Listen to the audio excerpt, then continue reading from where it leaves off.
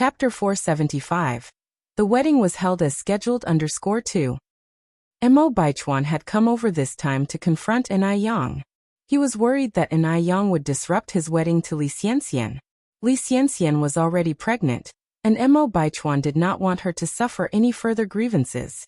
Even at this point, Mo Baichuan was still so narcissistic. Hadn't she made herself clear last time? An Yang was somewhat speechless. At the same time, An Yang felt relieved that she had entrusted this matter to Zheng Xianjing. If she had personally dealt with Li Xianxian, who knew how Mo Baichuan would have misunderstood the situation. Nephew, I suggest you spend less time admiring yourself in the mirror. An Yang spoke softly, without a trace of sorrow in her eyes or expression. Mo Baichuan furrowed his brows slightly. If An Yang was pretending, then her acting skills were quite powerful indeed. Had he been wrong from the start? Or was she pretending now? Just then, the sound of footsteps were heard again from outside the yard. An Yang looked up and saw a pair of radiant eyes. She stood up to greet him. Big brother Mo. Yang. Mo Qishan reached out to take An Yang's hand, furrowing his brows slightly. Why are you dressed so lightly? As he spoke, he naturally removed his white shirt and draped it over An Yang. The pure white men's shirt was just long enough to cover An Yang's shorts, creating an immediate impression of a child wearing an adult's clothing. Mo Qishan bent down to fasten the shirt buttons one by one. An Yang's outfit was quite common in modern times, and even in the 80s it wouldn't have been considered unusual. She hadn't expected Mo Qishan to be so conservative. Big brother Mo, are you done? An Yang asked, looking down slightly. Just one more button. Mo Qishan answered without looking up. The scene was somewhat glaring. Mo Baichuan furrowed his brows, stepped forward and said, Uncle Six. Mo Qishan nodded slightly. His expression didn't reveal any emotion. Why are you here? I'm here to deliver the wedding invitation to my future Aunt Six, Mo Baichuan replied. Have you delivered it? I have. Mo Qishan glanced at Mo Baichuan, his thin lips slightly parted. Since you have already delivered it, why don't you leave? Are you planning on spending the new year at your Aunt Six's house? Just the thought that Mo Baichuan had seen his wife's long legs and slender waist irritated Mo Qishan. His wife was his, and only he had the right to look. Mo Baichuan's face flashed with a hint of embarrassment before saying, Uncle Six, then I'll be on my way. Go ahead. Mo Qishan said. Your Aunt Six and I are busy. Mo Baichuan glanced at An Yang before turning around to leave. His face clouded with embarrassment. An Yang didn't pay any more attention to Mo Baichuan. Holding Mo Qishan's hand, they headed inside. Big brother Mo, let's go inside. It's hot out here. Since entering the room, Mo Qishan's face was rigid, his lips nearly a thin line, and he remained silent. Big brother Mo, what's wrong? An Yang brought him a bowl of red bean taro balls. Try the taro balls I made. Are they good? Mo Qishan didn't say a word. Big brother Mo? An Yang waved her hand in front of his eyes. If you don't say anything, I'll go wash my hair. Saying that, An Yang turned around to walk outside. Just then her wrist was grabbed. A sudden force yanked her back, and in a dizzying whirl, she was pulled onto Mo Qishan's lap. Mo Qishan held her waist tightly with both hands, buried his chin in the hollow of her neck, and mumbled, Yang am angry. Huh. An Yang was taken aback. Cajole me now. Mo Qishan whined like a 5-year-old child. An Yang chuckled, looking at Mo Qishan while cupping his face. Aren't you being childish? I'm really angry. An Yang smiled and said, Then, I'll make you a delicious dinner tonight. Will you stop being angry then? No. Then I'll say sorry. I'm sorry, it was my bad. No. Mo Qishan shook his head. I'm still very angry. Mo Qishan looked discontentedly at An Yang. Yang, I'm still very angry. An Yang's face turned stern. Mo Qishan, enough is enough. Mo Qishan still wanted An Yang to kiss him again. I'm really very angry. An Yang didn't indulge him anymore, and turned to walk out of the room. Mo Qishan, like a lord, sat on the chair, expecting An Yang to come to placate him. A minute, 2 minutes, then soon 3 minutes passed by. Chapter 476. The wedding takes place as planned _3. Mo Qishan now felt a bit uncomfortable and turned his gaze toward the door. Yang was watering the plants in the yard with her watering can. Giddily, Mo Qishan ran up to her and said, Yang. Yang didn't respond. Mo Qishan continued, Wifey. Yang still ignored him. Mo Qishan went on, Wifey, I was wrong. I shouldn't have pushed my luck. Can you stop ignoring me, please? Wifey, let me help you water the plants. Mo Qishan took the watering can from Yang. Wifey, can you crack a smile, please? You're scaring me like this. Mo Qishan was genuinely nervous and a bit scared. Next time, dare to misbehave? Yang sternly grabbed his ear. I dare not do it again, I don't. Mo Qishan quickly nodded. I promise I'll always follow the leader's orders. 1 if the leader says 1. 2 if the leader says 2.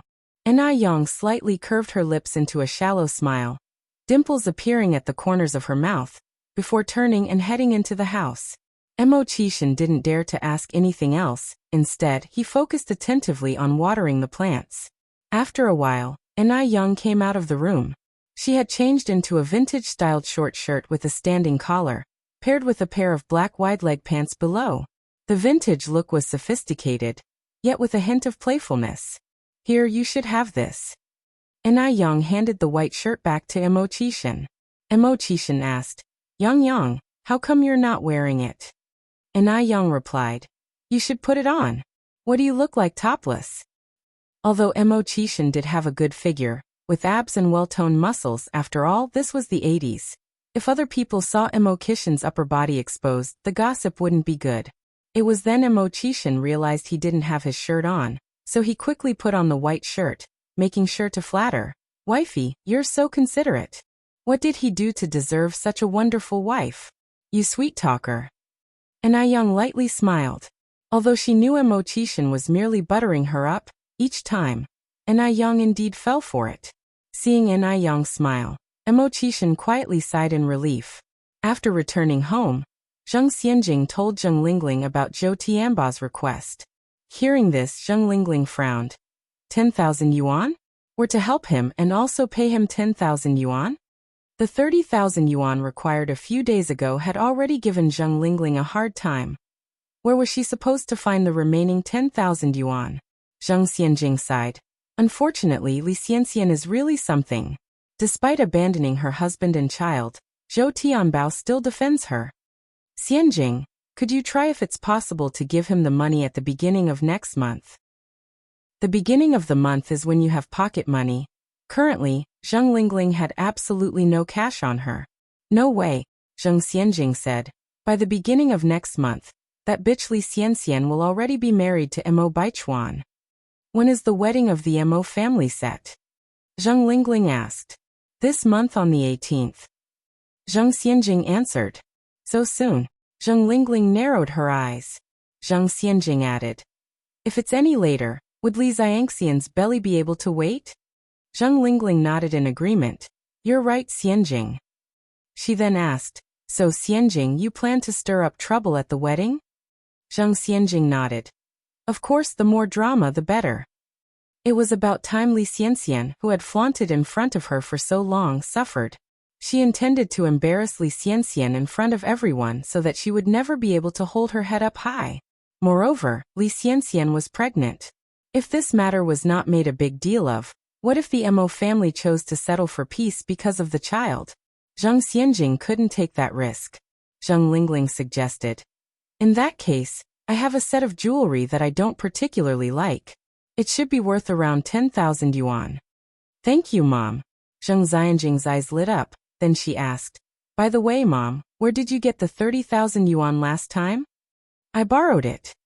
From whom? Zheng Lingling explained. A mahjong buddy, you don't know him. Oh, Zheng Xianjing nodded. Zheng Lingling stood up to leave. Wait for me here, Xianjing.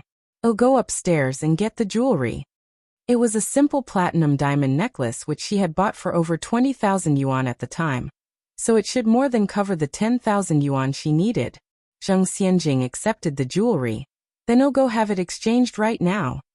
Mo Qishan got home from his dinner at Yang's well past 7 in the evening. When he arrived, Mo Baichuan was calligraphing couplets on the living room table. Nephew. Mo Qishan approached Mo Baichuan. Chapter 477. The wedding takes place as planned _4. Uncle 6, do you need anything? Mo Baichuan put down his brush. Mo Qishan continued. Dear nephew, I suggest you reconsider your marriage to Li Xianxian. She's not as simple as you think. Regardless, Mo Baichuan was the only child of his brother and the eldest legitimate grandson of the Mo family. Mo Qishan couldn't bear to see Mo Baichuan sink into a pitfall. Did Yang send you to say these things? Mo Baichuan sneered at Mo Qishan. No wonder Yang refused to break up with Mo Qishan. So this was her plan. Mo Qishan frowned slightly. This matter has nothing to do with your sixth aunt. Mo Baichuan continued. Uncle 6, you know if it matters or not. Li Xianxian is already pregnant with my child. No matter what you say, I will stand by Li Xianxian. From Mo Baichuan's words, Mo Qishan could deduce that his nephew was beyond saving. Indeed, as Yang had said, terrifyingly narcissistic. Mo Qishan bluntly responded. So she got pregnant just like that after one time. Nephew, don't be a fool who can't even see when he's being cuckolded. After all, this was his birth nephew. Mo Qishan still needed to say what should be said. Uncle 6. Mo Baichuan's face stiffened. You're crossing a line. I trust Li Xianxian. Useless. His words were completely illogical. Li Xianxian gave him her first time. How could she possibly cheat on him?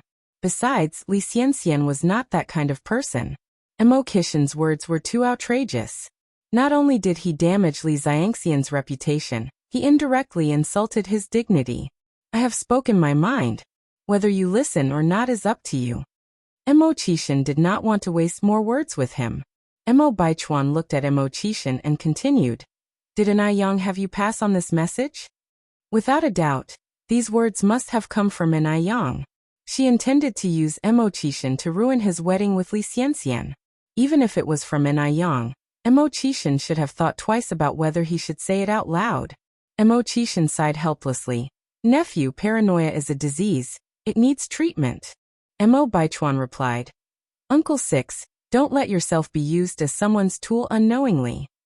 Mo Qishan didn't want to waste more words with him and continued. I wish you and Miss Xianxian a long and happy life together. With that, Mo Qishan turned around and headed upstairs. Mo Baichuan continued writing invitations. The next day, Zhang Xianjing delivered the cash to Zhou Tianbao's house as promised, and explained some details to Zhou Tianbao.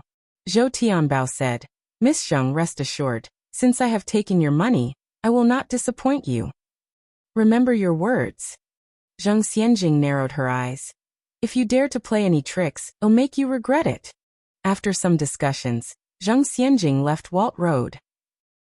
Days flew by quickly. In the blink of an eye, it was the day of Mo Baichuan and Li Xianxian's wedding.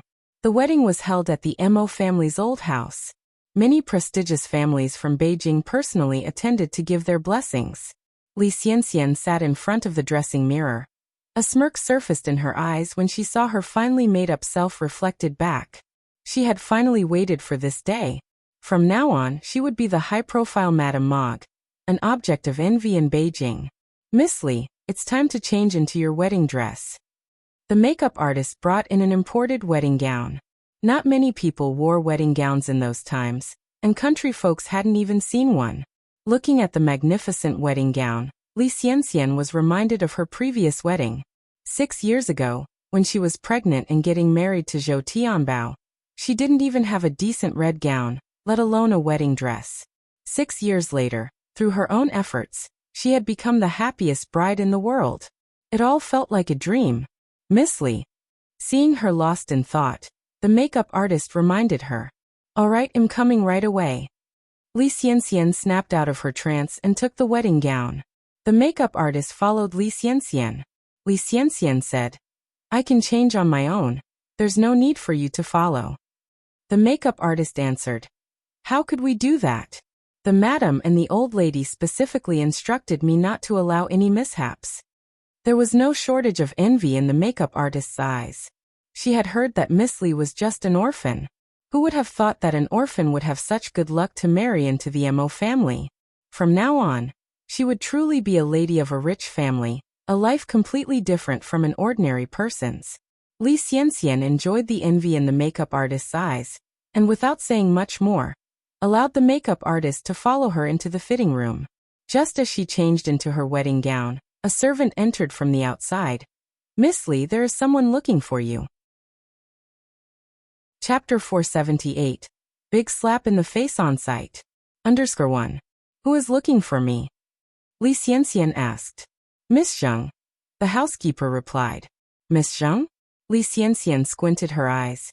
Is it Zheng Xianjing? Yes. The housekeeper nodded. Li Xianxian's mouth curled into a smile as she sorted her dress. Let her in. All right. In a moment, the servant brought Zheng Xianjing in. Zheng Xianjing had her hair styled in the most popular manner of the time, framed by well-drawn eyebrows, painted red lips, a heavy layer of foundation making her face white as chalk. She wore a bright red formal dress, red high heels to match, looking more the bride than the bride herself. Just by her outfit, it was clear that she had come prepared. But Li Xianxian was not afraid anymore. Inside her belly was the legitimate heir of the Mo family. Even old Lady Mo had to treat her with care and laughter now. So, what could a Zheng Xianjing count for? Li Xianxian greeted her with a warm smile. Sister Xianjing. Xianxian. Zheng Xianjing laughed as she grasped Li Xianxian's hand. Anyone who didn't know them might have thought these two were the best of friends. Xianxian, congratulations on finally marrying Brother Baichuan. I wish you a long and happy marriage until you both are old. Li Xianxian squinted her eyes. Thank you. I also wish that Sister Xianjing will soon find her perfect husband. Don't worry, Xianxian. I will definitely marry the man I want to marry. Zheng Xianjing said provocatively. Li Xianxian laughed and retorted. Isn't it too early for you to say that, Sister Xianjing? Do you believe that a person's luck can change from full to emptiness? Marry the man she wanted? Did Zheng Xianjing hope to marry Mo Baichuan and become the second wife? She was so blatant about being a mistress. Shameless. Zheng Xianjing locked eyes with Li Xianxian, excitedly declaring, the game isn't ended yet. It's not certain who will be the ultimate winner. A mocking look flashed in Li Xianxian's eyes. In life, you should learn to cut losses at the right time. Don't wait until you hit a wall to realize that it's time to turn back. Even if you scheme your heart out, in the end, it's all in vain. Why keep trying? Without hitting that wall, how will I know it's not about to fall? Responded Zheng Xianjing, grinning. Xianxian, am I right? She would certainly win this battle. As for Li Xianxian, she was destined to be a stepping stone. Li Xianxian didn't take Zheng Xianjing seriously, replied with a smile. Then I wish for Sister Xianjing's complete victory. Zheng Xianjing's face was filled with undisguised triumph. Li Xianxian continued, Xiaowang, bring a chair. I want to sit and chat with Sister Xianjing. After speaking, Li Xianxian turned her head to look at Zheng Xianjing and said apologetically, Ever since I got pregnant, I've been very weak. I always feel tired. Xianjing, you wouldn't mind me sitting down to talk, would you? Zheng Xianjing forced a smile. Of course not. How could I mind? The chair was right next to them. She could just sit down if she wanted to. But Li Xianxian had to make a show out of it, solely to flex her power over Zheng Xianjing. She was reminding Zheng Xianjing that she was carrying Mo Baichuan's child. Anything Zheng Xianjing did would be in vain. Mockery flashed across Zheng Xianjing's eyes. Just wait. The more triumphant Li Xianxian was now, the more desperate she would be later. Today was Mo Baichuan's wedding day, so a drama was about to be staged. And Yang, as the aunt, had to be present, of course. At 10:30 a.m., Mo Qishan came to pick up Yang on his bicycle. The moment Yang opened the door, she saw Mo Qishan leaning against his bicycle smoking, emanating a strong and slender silhouette. Mo Qishan had outstanding features. A handsome face, refined and deep-set, knife-like cheekbones, each angle perfect. He was destined to be a ruler. Seeing Yang approaching, Mo Qishan instantly extinguished the unfinished cigarette between his fingers. Yang. Yang walked over and sat on the crossbar of the bicycle, Brother Mo, let's go. Mo Kishin's nose brushed gently over her hair. All right. With the beauty in his arms, Mo Kishin rode the bike slowly. Mo family home. The wedding was scheduled for 12:18 p.m. By 10 o'clock, all the guests had arrived. Today was Mo Baichuan's wedding, so naturally, the task of entertaining guests fell to Mo Rongping and Xiao Jiao. As for the old master and old lady Mo, all they had to do was enjoy the festivities and chat. Chapter 479. Big slap in the face on site. Now that Baichuan has gotten married, who knows when we'll be able to celebrate your sixth child's wedding. The speaker was the Wang family's old lady, who generally didn't see eye to eye with the Mo family's old lady. Everyone knew that Mo Qixin had just been dumped by Zhao Jingrong. The Wang family's old lattice comment was obviously intended as scoffing, but the Mo family's old lady didn't seem to mind. Our sixth son's girlfriend is still young, and there's no hurry, she responded. Your sixth son has a girlfriend? The Wang family's old lady was taken aback. Not only was she surprised, but all the nearby observers were taken aback as well. Could a loser like Mo Qixin really find a girlfriend? What a sight to behold. The Mo family's old lady nodded. The young lady is only 18 years old this year, a whole 10 years younger than our sixth son. Mo Qixin was well over the hill, and to have found an 18-year-old girlfriend was definitely something for the Mo family's old lady to boast about. The Wang family's old lady continued. If your sixth son already has a girlfriend, then she must be here for such an important day. Erwin, why are you hiding this? You've got such a wonderful daughter-in-law. Why not introduce her to us? Are you worried we might steal your family's prestige? On hearing this, the others around them nodded in agreement, their eyes gleaming with anticipation of the unfolding drama. Yes, watching the drama. What type of girlfriend could a loser like Mo Qixin find? Probably some low-class girl not fit for the social scene. So, everyone was eager for the Mo family's old lady to make a fool of herself. The Mo family had held their ground in Beijing for years, and people were grateful they still had their hopeless son to joke about. Otherwise, the Mo family might completely monopolize Beijing. While some appeared friendly with the Mo family on the surface, they secretly wished for their downfall. The Mo family's old lady responded with a smile. Our sixth son has gone to pick up the young lady. Don't be impatient, everyone. Erwin, it's almost 11 o'clock. They're not bailing, are they? Scoffed the Wang family's old lady, implying that it'd be shameful to showcase the undeserving girlfriend. Someone else chimed in. Perhaps they're too intimidated by the crowd to show up? It's only natural for the young lady to be shy. Do you think we can compare just anyone to Jingrong? The mention of Zhao Jingrong brought a moment of silence. After all, she was Mo Qixin's ex-fiancée. Bringing her up in this setting was clearly an attempt to stir up trouble. Auntie, since you're so pleased with your sixth son's girlfriend, she must be even more beautiful than Sister Jingrong, right? The speaker was Zhao Jingrong's good friend Sun Yulan. Zhao Jingrong's beauty was widely recognized amongst their circle. It would be difficult to find another woman more beautiful than her. Sun Yulan's words were clearly meant to embarrass the Mo family's old lady. The Mo family's old lady smiled at Sun Yulan. Beauty is only skin deep. Some people may have pretty faces, but they are dishonest and do despicable things. What use is their beauty? Her words were a veiled insult to Sun Yulan and indirectly, Zhao Jingrong. Sun Yulan was taken aback, but she retorted. While that saying holds some truth, how many of us genuinely disregard appearance? Isn't it a consolation for those who can't have it? Her words were mocking the Mo family's old lady for bemoaning the loss of what she could not have. What kind of girlfriend could that loser Mo Qixin possibly get? Perhaps she's just some ugly, dull woman. If she were genuinely beautiful, the Mo family's old lady would not have been harping on about beauty only being skin deep. Someone nearby joined in the conversation. Finding a suitable wife these days is no easy task. It's quite remarkable that your sixth son managed to find one. You shouldn't mind whether she's beautiful or not. Mrs. Liu is right. It doesn't matter if she's a bit ugly, as long as she can continue the family lineage. Everyone was chiming in with their mockery towards the Mo family's old lady. But the Mo family's old lattice demeanor didn't falter. Erwin, Why haven't your sixth son and his girlfriend arrived yet? Could it be like they said? She was scared off and is too fearful to show up? Just then, two figures approached from outside the door. The Mo family's old lattice eyes lit up, gesturing to them. Yang. 6.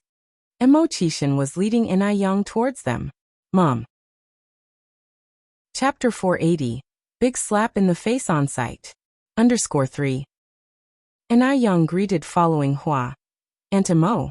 Yang, you guys are here at last, Mo said. Mo Chishan said. We were held up on the way. Yang's ears turned red for an instant, and she discreetly pinched Mo Chishan's waist. Mo Chishan maintained a calm expression, acting as if nothing happened. The elderly Madame Mo did not notice the exchange between them. She took Yang's hand and introduced. Yang, let me introduce you. This is Aunt Wang, Aunt Wu, Aunt Zhao, and this is Sun Yulan from Aunt Qian's family. After finishing her introduction, Madame Mo turned to everyone and said, This is Yang, my sixth grandson's girlfriend. Yang was dressed in a light blue cheongsam. Her black, shiny hair was braided into a beautiful fishtail, adorned with pearls. Draped over her shoulder, she did not wear any makeup, but her beauty took everyone's breath away. Thank the heavens for the gorgeous woman who lives in the valley. The appearance of Yang made everyone feel uncomfortable. After all, just a few minutes before, they had mocked Mo Chishan's girlfriend in front of Madame Mo, calling her ugly. Unexpectedly, Mo Chishan had brought such a stunning beauty back home. Yang politely greeted everyone. She conducted herself with elegance, overshadowing Sun Yulan, a fellow member of the elite. As another woman, it was inevitable to feel a touch of envy. Sun Yulan had never expected that Mo Chishan's girlfriend was not only prettier than her, but even more beautiful than Zhao Jingrong. She had originally intended to slap Madame Mo for disrespecting Zhao Jingrong. Unexpectedly, the tables have turned, and she was the one who got slapped by Madame Mo. This scene was witnessed by Zhang Xianjing. Zhang Xianjing gestured Sun Yulan to come over. Sun Yulan quietly walked towards her. Xianjing. Yulan, come over here. Sun Yulan moved closer to listen. Within Zhang Xianjing's eyes, a calculating glint flashed as she whispered something quietly. What a splendid day. Not only did she get a chance to expose Li Xiangxian's true identity in public, but she could also embarrass Yang to the last. Hearing this, Sun Yulan's eyes reflected a sense of smugness, and she said, Thank you, Xianjing. Zhang Xianjing replied with a smile, My pleasure. It'll go over now, said Sun Yulan. Zhang Xianjing nodded. Sun Yulan returned to Yang's side and continued the conversation. Yang, I heard you're just a junior high school student, right? Yang didn't avoid the question and nodded directly. A junior high school student? Upon hearing this, everyone's expressions varied significantly. In this wealthy family, the lowest educational level among girls was a college degree, with many holding master's or doctoral degrees, and many had studied abroad. However, there were none who had only graduated from junior high school, except for Yang. What's the use of being pretty? She's like a gorgeous but empty vase. Sun Yulan regained some of her confidence and said, Yang, girls should continue their study. I graduated from the number 1 middle school, and since I was admitted to a university, I have some reputation there. Do you need my help to introduce you to the principal, so that you can study again at number 1 middle school? Thank you, but I don't need it. Yang responded lightly, I am already an inserted student in the 3rd grade of number 3 middle school. People waiting for a laugh were stunned. What? Yang already entered number 3 middle school? Was it arranged by the Mo family? However, the threshold for admission to number 3 is high, with students usually entering based on their actual grades. If the Mo family wanted to make arrangements, they could probably only manage for admission to number 1 middle school. Sun Yulan's face stiffened. She hadn't expected such a turn of events. Perhaps Yang was just boasting. Number 3 middle school was not a place where one could enter just like that. Sun Yulan continued. Which class are you in? I am in class 5. Class 5? What a coincidence. She could immediately expose Yang's lie. Chu Yunyan, the daughter of Uncle Chu, is also in class 5 of number 3. Do you know her? And Na Yang went to class 5 only twice apart from the exams. How could she know all the students of class 5? And Na Yang said, I've just transferred there, so I'm not quite familiar with my classmates in class 5 yet. Really? Sun Yulan's smile seemed a bit strange. It's natural that you don't remember all your classmates, but Yunyan would definitely remember you. In Sun Yulan's opinion, Na Yang was clearly panicking. It was because she was anxious that she claimed not to know Chu Yunyan. Chapter 481. Big slap in the face on sight. _4. Oh, go get Yunyan. On the side, one of the girls could hardly wait to see Na Yang make a fool of herself. Exposing Na Yang's lies in front of everyone would certainly make her extremely embarrassed. Chu Yunyan was quickly called over. As she walked in their direction, there was no joy in her eyes upon seeing her classmates. The triumphant look on Sun Yulan's face became more apparent. She knew very well that Chu Yunyan would definitely not know Na Yang. The others also wore disdainful expressions while watching Na Yang. Why learn bad habits at such a tender age? Having to resort to lying. She's too vain. While she's not a student at City No. 3 Middle School, she boasts about having passed their transfer student exam. Just then Chu Yunyan, who had a plain expression at first, suddenly lit up and quickly walked over to Na Yang, exclaiming in surprise, Na Yang, it really is you. I thought I had seen wrong just now. Chu Yunyan has severe myopia, so she didn't notice Na Yang at the beginning, hence her indifference.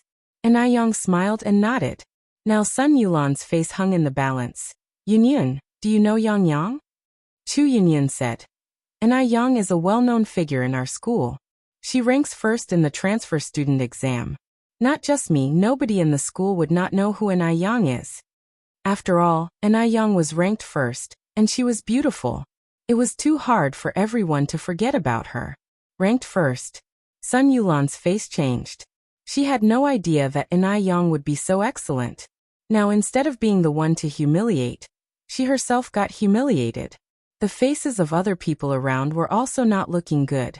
They originally wanted to witness a joke, but they were repeatedly left red-faced. At this moment, an elderly woman with white hair recognized Na Yang. Young lady, weren't you the girl who gifted the longevity picture at the last birthday feast? The longevity picture that Na Yang had presented last time had left a deep impression on everyone. Afterwards, some people who were uninformed even offered a handsome amount to buy the longevity picture, but they were refused by Mrs. Mo. Old Lady Mo chimed in. Yes, the one who presented the longevity picture was Yang Yang. Don't underestimate her age, she knows a lot. Xiaodai's illness was also cured by her. Old Lady Mo took the opportunity to extol Na Yang. Aren't good daughters-in-law meant to be boasted about? Na Yang ran into Li Xianxian on her way to the bathroom. To be precise, Li Xianxian had purposely sought her out. Na Yang. Li Xianxian looked at Na Yang, a triumphant smile on her face. What's the matter? Na Yang raised her eyes slightly. Na Yang. Li Xianxian proudly stuck out her tummy, impregnant. Na Yang's tone was neutral. I know. It's Mo Baichuan's child. Li Xianxian said, looking extremely pleased with herself. Yes. Li Xianxian was here to claim her sovereignty. From start to finish, she had never considered Zheng Xianjing as a threat. Her real enemy was Na Yang. After all, there was the precedent from the previous life. That's why she could not let her guard down. She couldn't let anyone snatch Mo Baichuan from her. What is it that you want to say? Na Yang arched her eyebrows slightly. I already know all that. Also, let me tell you a secret, Li Xianxian continued. Do you know who Mo Baichuan really is? Na Yang remained silent. Li Xianxian, feeling elated, said, he is Mr. Mog. And in the future it'll be Mrs. Mog. Mrs. Mog. That was an enviable title to everyone. How does that concern me? Na Yang was not concerned about who Mog was. In other words, it did not matter who Mr. Mog was. It had absolutely nothing to do with her. Li Xianxian curved up the corners of her mouth. Na Yang, stop pretending. I know you are feeling miserable. But it's pointless for you to feel bad now. As long as I'm by Baichuan's side, you'll never stand a chance to snatch him away. The winner of this life is her. Young was destined to be nothing more than a stepping stone. Young also didn't get angry. Instead, she looked at her calmly with a smile. Seeing Yang's calm demeanor, Li Xianxian suddenly felt panic rising in her heart. She refused to believe that Young would easily give up on Mo Baichuan. Now that she is married to Mo Baichuan, and in the future, only she will get to stay by Mo Qixin's side. Keeping Young around would always pose a threat. It seems she needs to find a way to get rid of Young. Li Xianxian squinted her eyes. Soon it was 12 o'clock, and the wedding would start in just 18 minutes. The wedding was set to take place in the Mo family's back garden. By this time everyone was heading towards the back garden. Young and Mo Qixin were not in a hurry, following behind the crowd leisurely. Chapter 482. Big slap in the face on site. _5. Yang. Just then, someone slapped Yang's shoulder. Yanran. Yang glanced back slightly laughing. Yanran, when did you get here? I had something up this morning, so I just got here. Feeling emptiness in his hand, Mo Qixin threw an unhappy glance at Li Yanran. Li Yanran was joking around with Yang, when she suddenly felt a chill and looked back, murmuring, "Strange. Why do I feel like someone's watching me from behind? It's rather chilly." Yang laughed. "Who's looking at you? Your secret admirer?" Mo Qixin. "It's the person who wants to slap her to death." "Bro."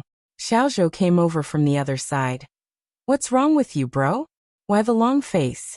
It's your nephew's big day today, you should be happy." Mo Qixin squinted. "You go and get her out of here." "Who?"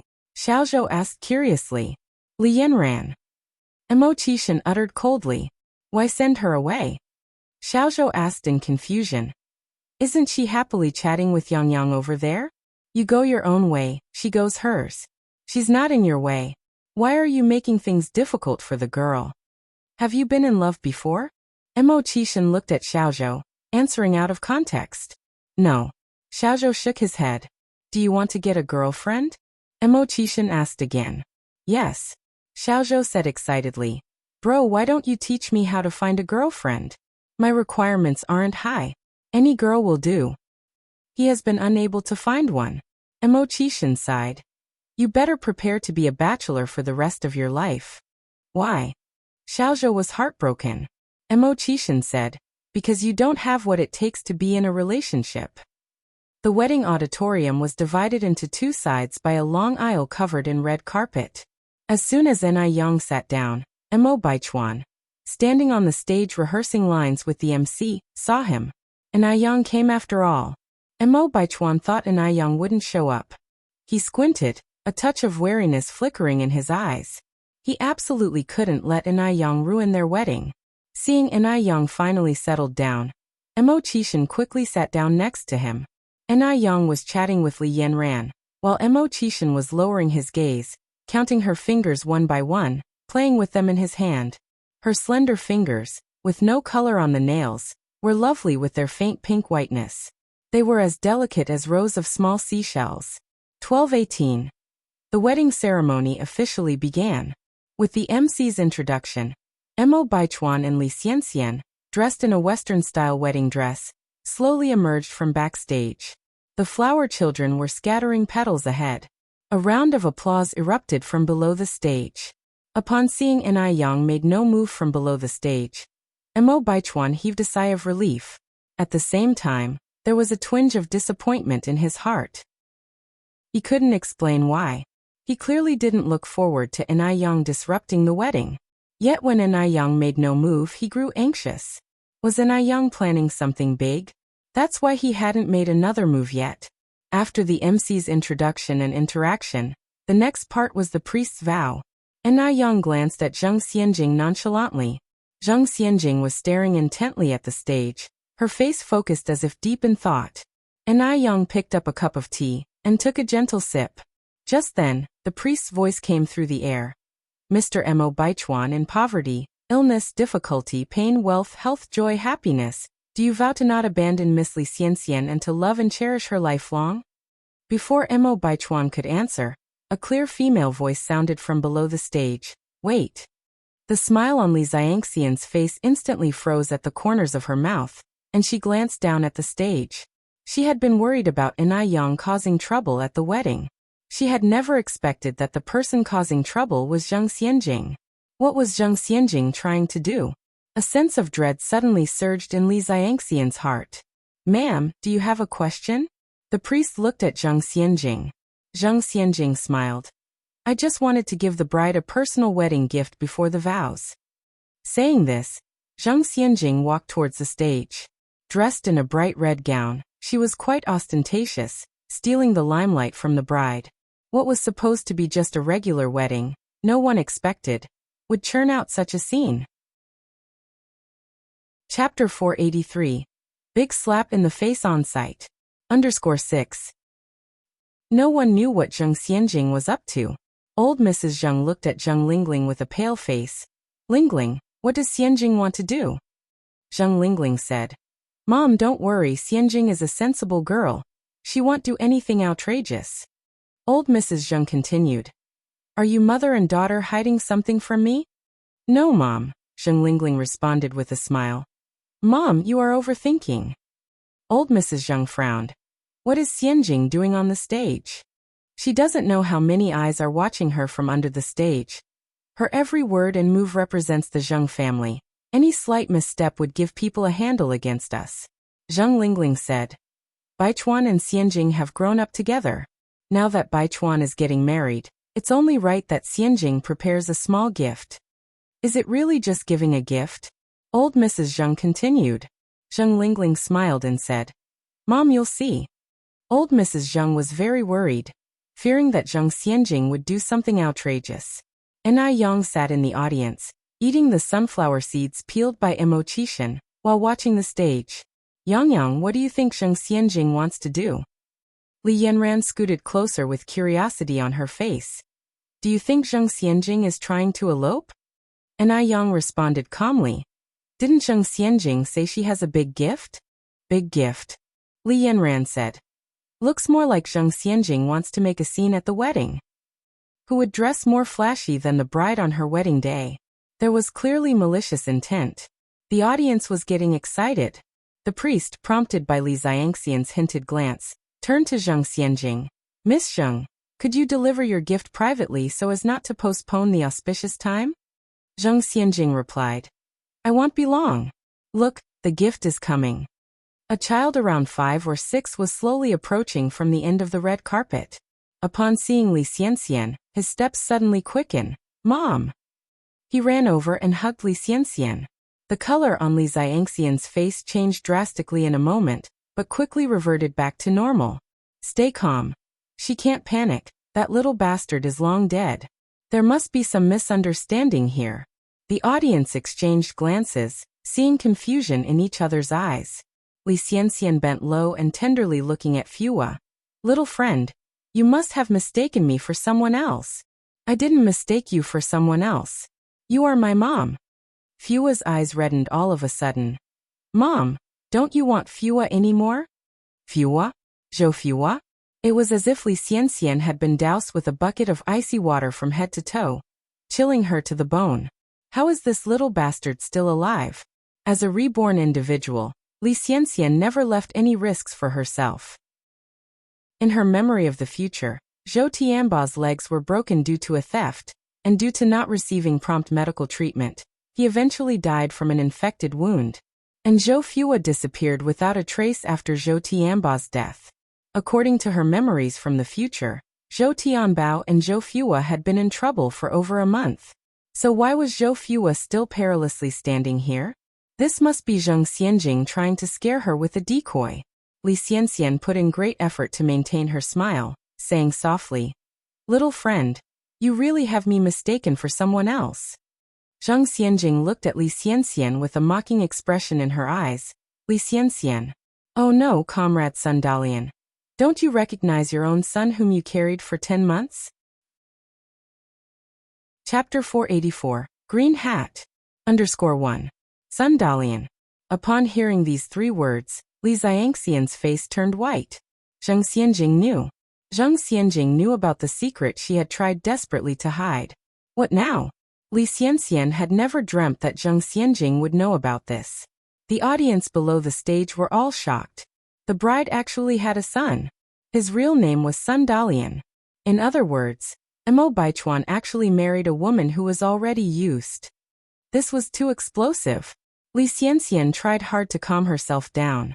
She turned to look at Zheng Xianjing and frowned. Sister Xianjing, I know you've always liked Baichuan, and you even tried to harm me with drugs because of this.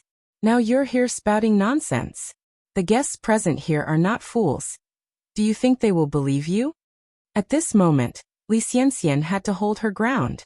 She couldn't let Zheng Xianjing get her way. No one could ruin her wedding. Zheng Xianjing only brought Zhou Fua, which meant that Zhou Tianbao was already dead. Zhou Tianbao was dead, so what could a young child possibly do? With this thought, Li Xianxian felt a bit more relieved. Upon hearing her words, the anger on Mo Baichuan's face gradually dissipated. Yes, he had misunderstood Li Xianxian once. At a time like this, he couldn't let Li Xianxian be wronged again. Zheng Xianjing, like Ai Yang, was determined to marry him and so had tried every means to undermine Li Xianxian. Xianjing, stop causing trouble. Mo Baichuan looked at Zheng Xianjing, his eyes full of warning. Zheng Xianjing said, Brother Baichuan, I'm not causing trouble. I'm very clear about what I'm doing. It wasn't me who framed Li Xianxian last time, it was her setting me up. Li Xianxian is not a good woman at all. She abandoned her husband and her child. She doesn't deserve you. Last time, if it wasn't for Li Xianxian deliberately misleading her, she wouldn't have fallen into Li Xianxian's trap. This time, she would not let this mean woman continue to get her way. Li Xianxian looked at Mo Baichuan with a wronged expression, like someone trying to find a reason to frame her. The occurrence of this incident at the wedding made the faces of the elder Mr. and Mrs. Mo quite embarrassed. The faces of Mo Rongping and Xiao Jiao turned even uglier. Zheng Xianjing had really crossed the line this time. Could she just make such accusations about abandoning husband and children? From their understanding of Li Xianxian over this period, she was not such a person. She was gentle, kind, understanding, respectful to elders, and an extraordinary daughter-in-law. Xiao Jiao had no daughters of her own, and through the time they had spent together, she had come to regard Li Xianxian as her own daughter, and she absolutely did not believe that Li Xianxian would do such a thing. Zheng Xianjing insulting Li Xianxian like this, wasn't it like slapping the Mo family in the face? Auntie Zheng, is Xianjing not feeling well lately? Does she know what she's doing? Xiao Jiao walked over to Mrs. Zheng and asked calmly while suppressing her anger. Madame Zheng was so angry that her face turned white. She started to cough violently and turned to Zheng Lingling. You go call Xianjing back. Tell her to stop causing trouble. Zheng Lingling responded. Mom, don't be angry for now. Sister-in-law, just be a little more patient. You've watched Xianjing grow up since she was little. Do you think she's the type of person to talk nonsense? Xiao Jiao asserted angrily. I believe Xianxian is not that kind of person. Sister-in-law, there's no smoke without fire. One should judge a person on more than just their appearance. Zheng Lingling continued. The innocent reveals itself. If Li Xianxian is truly innocent, then no matter what, we can't wrongly accuse her. Xiao Jiao warned. Lingling, our two families are old friends, but let me speak bluntly today.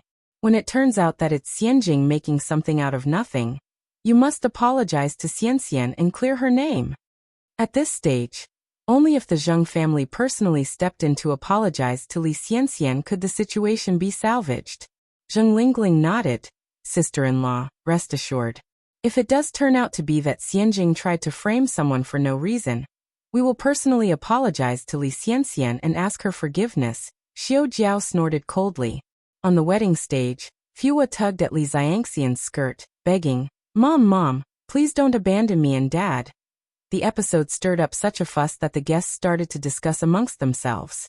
Mo Baichuan's gaze involuntarily moved towards Ai Yang. Amid the unexpected turn of events at the wedding, the happiest person should be Ai Yang, right? Chapter 485, Green Hat. _2. I wonder if Ai Yang and Zheng Xianjing together designed this stunt. After all, they're birds of a feather. Mo Baichuan narrowed his eyes. Little fellow. Li Xianxian looked at Fua gently. You've mistaken me for someone else. I'm really not your mother. Amidst his crying, Fua insisted. You are. You are my mother. You really are my mother. Li Xianxian left when Zhou Fua was barely a year old, an infant. What could an infant remember? These words were surely Zheng Xianjing's doing. Reunited with her biological son after 6 years, Li Xianxian felt not the expected emotional stirrings, but endless regret. She regretted leaving too hurriedly and not ending the little monster's life. If only she had killed him, there would be no troubles like these today. From above, Zheng Xianjing watched Li Xianxian, an expression full of mockery on her face. Li Xianxian, you heartless witch. You're so desperate to marry into a wealthy family. You won't even acknowledge your own child. Zheng Xianjing. Li Xianxian shot up, her eyes locked onto Xianjing. Today is my wedding day. That's why I've been tolerating you. But be warned, I may behave like a pushover, but am not. Push me one more time, and you'll see my wrath. If she continued bearing everything in silence, Xianjing might mistake her for a sick cat. With a small laugh, Xianjing continued. Li Xianxian, stop pretending. Your real name is Sun Dalian, currently 21 years old. At 16 you had a son, Zhou Fua, with Zhou Tianbao from your village. At 17, you abandoned Zhou Tianbao in Fua, and came to Beijing alone, changing your name to Li Xianxian. She paused. Furthermore, as far as I know, you're not an orphan.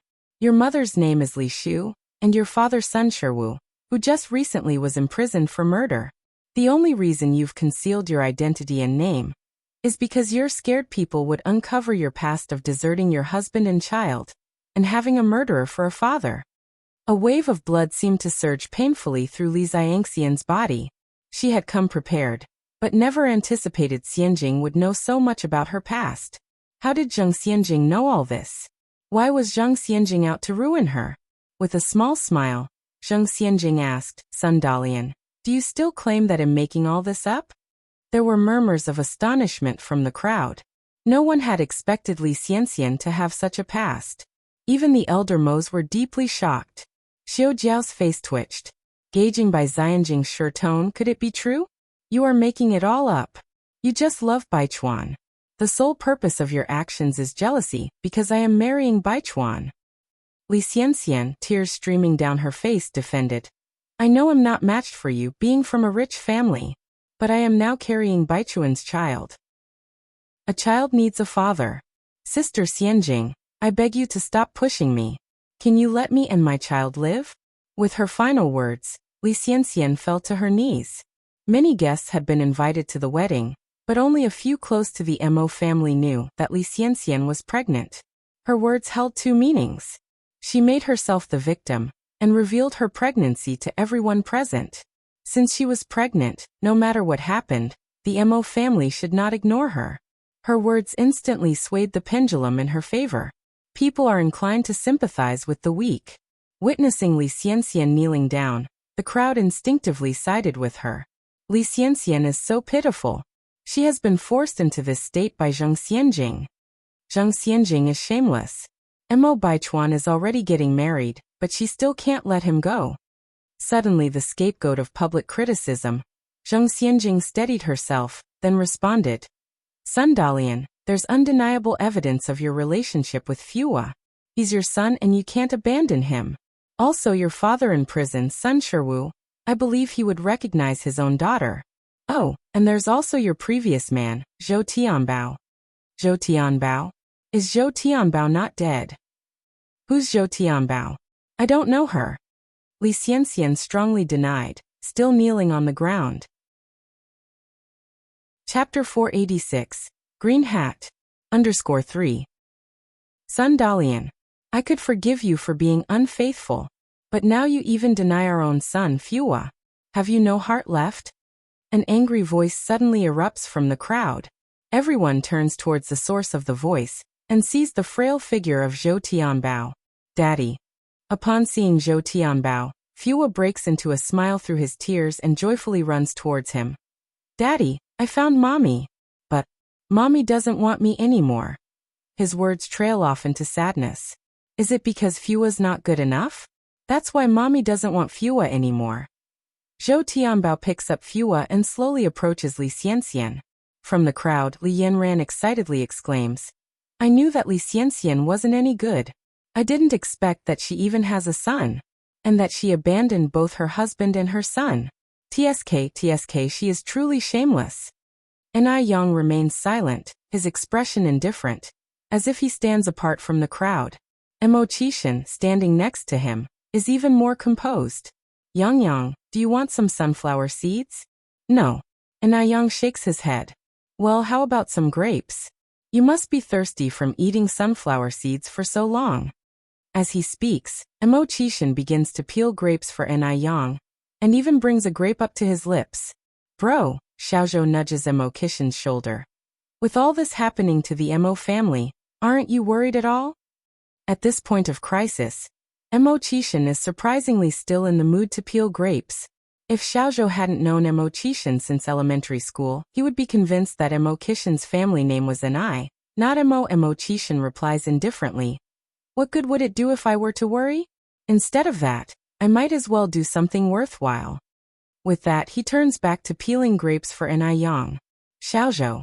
So, doing something worthwhile means peeling grapes for Enai Yang? It's obvious that Mo Qishan will be henpecked if he ever gets married. From the corner of her eye, she watches Zhou Tianbao slowly approaching her. Cold sweat breaks out along Li Xiangxian's spine. Why didn't Zhou Tianbao die? Why is Zhou Tianbao still alive? The sight of Zhou Tianbao brings back unbearable memories for Li Xianxian. What can she do now? No. Everything she had worked so hard to achieve. She couldn't let someone else take it all away. She can't lose. I don't know you. Li Xianxian stares at Zhou Tianbao and his son. You are actors hired by Zheng Xianjing. I have no quarrel with you. Why are you doing this to me? Bai Chuan, get them out of here. Li Xianxian struggles to her feet, and like a drowning person clutching at straws, she grabs Mo Baichuan's arm. Zhou Tianbao looks at Mo Baichuan. So you're the woman who stole my wife? You and her deserve each other. Your evil deeds will come back to haunt you. Zhou Tianbao is dark and thin with a stooped back. He looks at least 40 or 50 years old. How could Li Xianxian possibly be attracted to him? Mo Baichuan frowns and barks angrily. Where is security? Get this madman out of here. In this age, security is a burgeoning industry. In common parlance, they are referred to as door guards. But among the elite circles, the term security is starting to catch on. Hearing this, 5 or 6 security guards immediately approach from the crowd. Zhou Tianbao puts down Zhou Fua and grabs Li Xiangxian's arm. If I have to leave, I'll take my wife with me. Mommy. Zhou Fua bursts into tears and clings to Li Xiangxian's leg. I want mommy. They are kidnapping. The Mo family is kidnapping people. Is there no justice left in this world? Calls of protest and cries of alarm mix into a confusing cacophony. Li Xianxian is panicking. She is truly panicking now.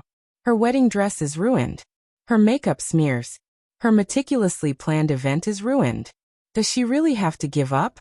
All of you stop.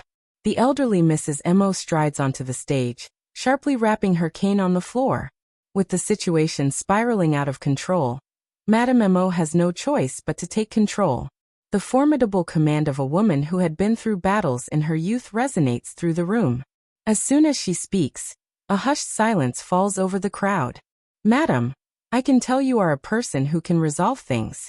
Please, you must help us father and son. Zhou Tianbao breaks into sobs as he approaches Madame Mo. Madam, please give me back my mother. Fua steps forward and tugs at the edge of Mrs. Mo's dress. Chapter 487. Green Hat. _4. Fua, skinny and small, showed tear streaks on his face to the point that it was heartbreaking for Mo family's old lady to watch, especially if what he was saying was all true. Then Li Xianxian was absolutely inhuman. Grandma, I truly don't know these people. Li Xianxian kneeled down and seized the old lattice wrist. Be quiet. The old lady turned her gaze towards Zhou Tianbao and his son, Fua, continuing. You say Li Xianxian is your wife. Do you have any proof? Did you get a marriage certificate? Zhou Tianbao started to calm down. Sun Dalian started living with me when she was 16. We didn't have a marriage certificate back then, but I have this. Having said this, he took out a photograph from his pocket and handed it to the old lady. Although the photo was in black and white, it did not affect its clarity. The people clearly visible in the picture were Li Xianxian and Zhou Tianbao. This picture was taken in the photography studio in town on the day when Li Xianxian and Zhou Tianbao were together. If Li Xianxian had known this day would come, she would never have agreed to take this picture. Even now, she never quite understood. Why on earth would she have chosen someone like Zhou Tianbao? Why couldn't she have been reborn earlier? If she had been, she absolutely would not have set eyes on Zhou Tianbao. The moment he saw the photograph, Mo Baichuan's face abruptly changed. Every other piece of evidence could be faked. But the photo could not be. In this era, Photoshop technology has not yet been invented. The others in the audience stretched their necks, straining to get a view of the photograph and whispering amongst themselves. This person is not me. Grandma, this person is not me.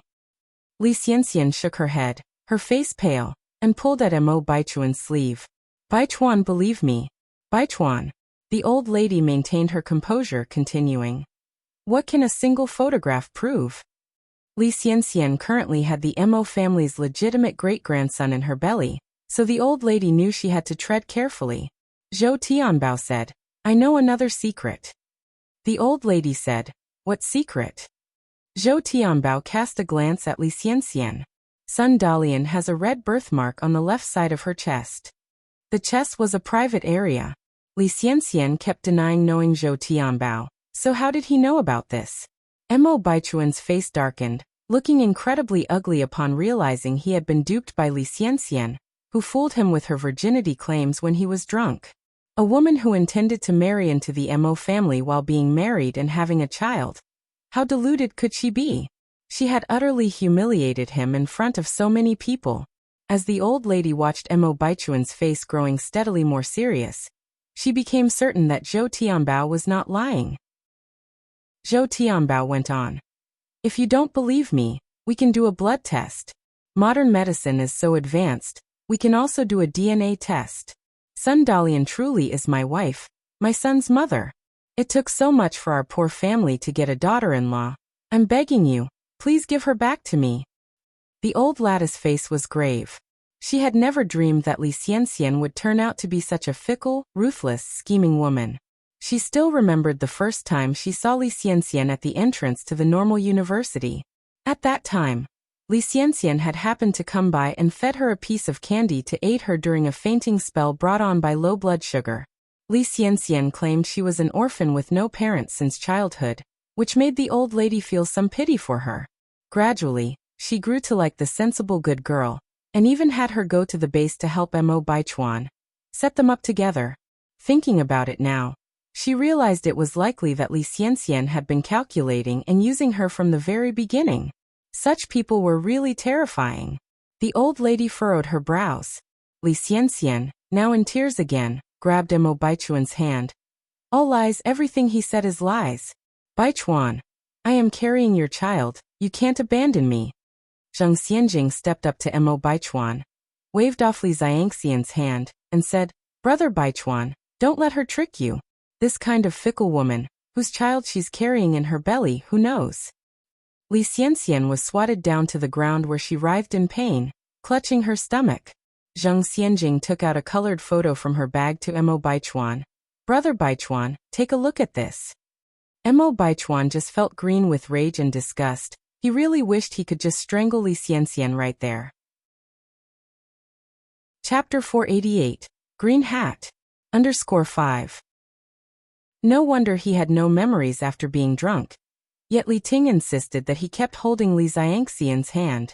As it turned out, Li Xianxian and Li Ting had been in cahoots all along.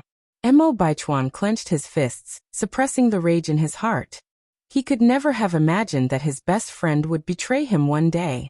From Mrs. Mo's point of view, she could see the picture clearly. Her face turned pale instantly, but she held back her anger due to the presence of so many people, and told Zhou Tianbao, Take her away. Thank you, madam. Thank you, madam.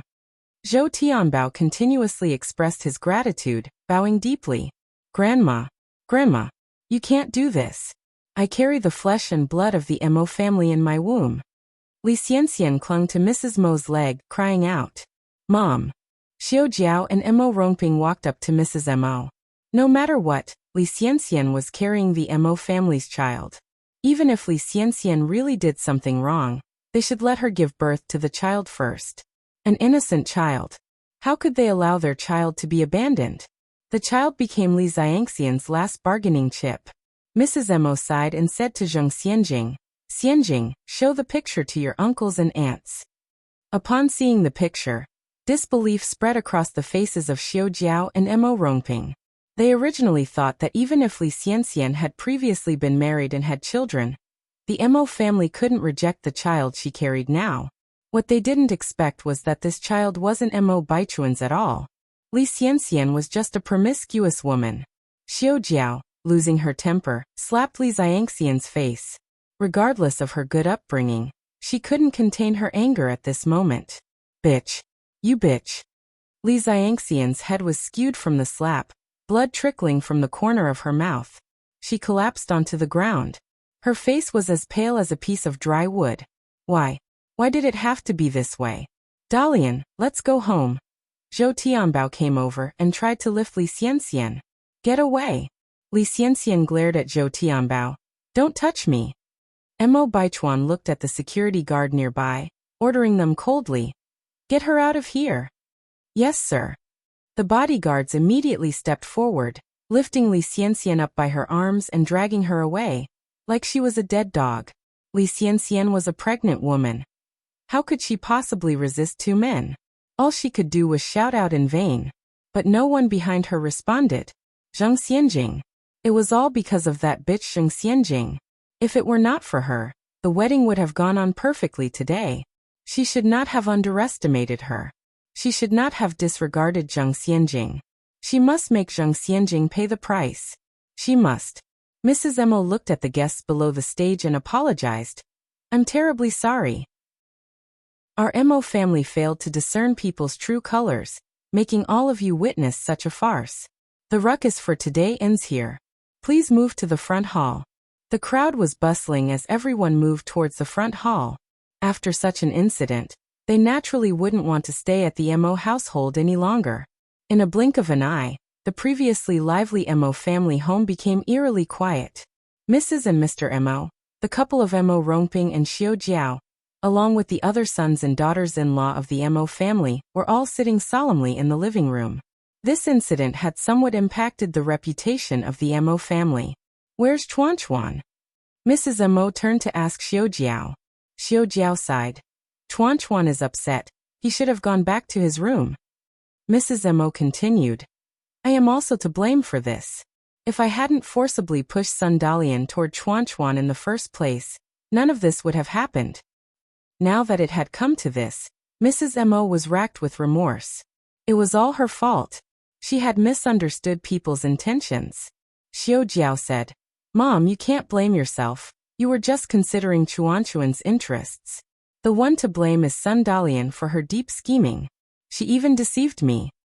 Who would believe that Li Xianxian was such a person if they didn't see it with their own eyes? She hid it too well. Li Xianxian was dragged to the entrance of the Mo family's mansion by the security and Zhou Tianbao. The departing guests, passing by Li Xianxian, had nothing but contempt, mockery and disdain in their eyes. All kinds of looks were woven together, like a sharp sword.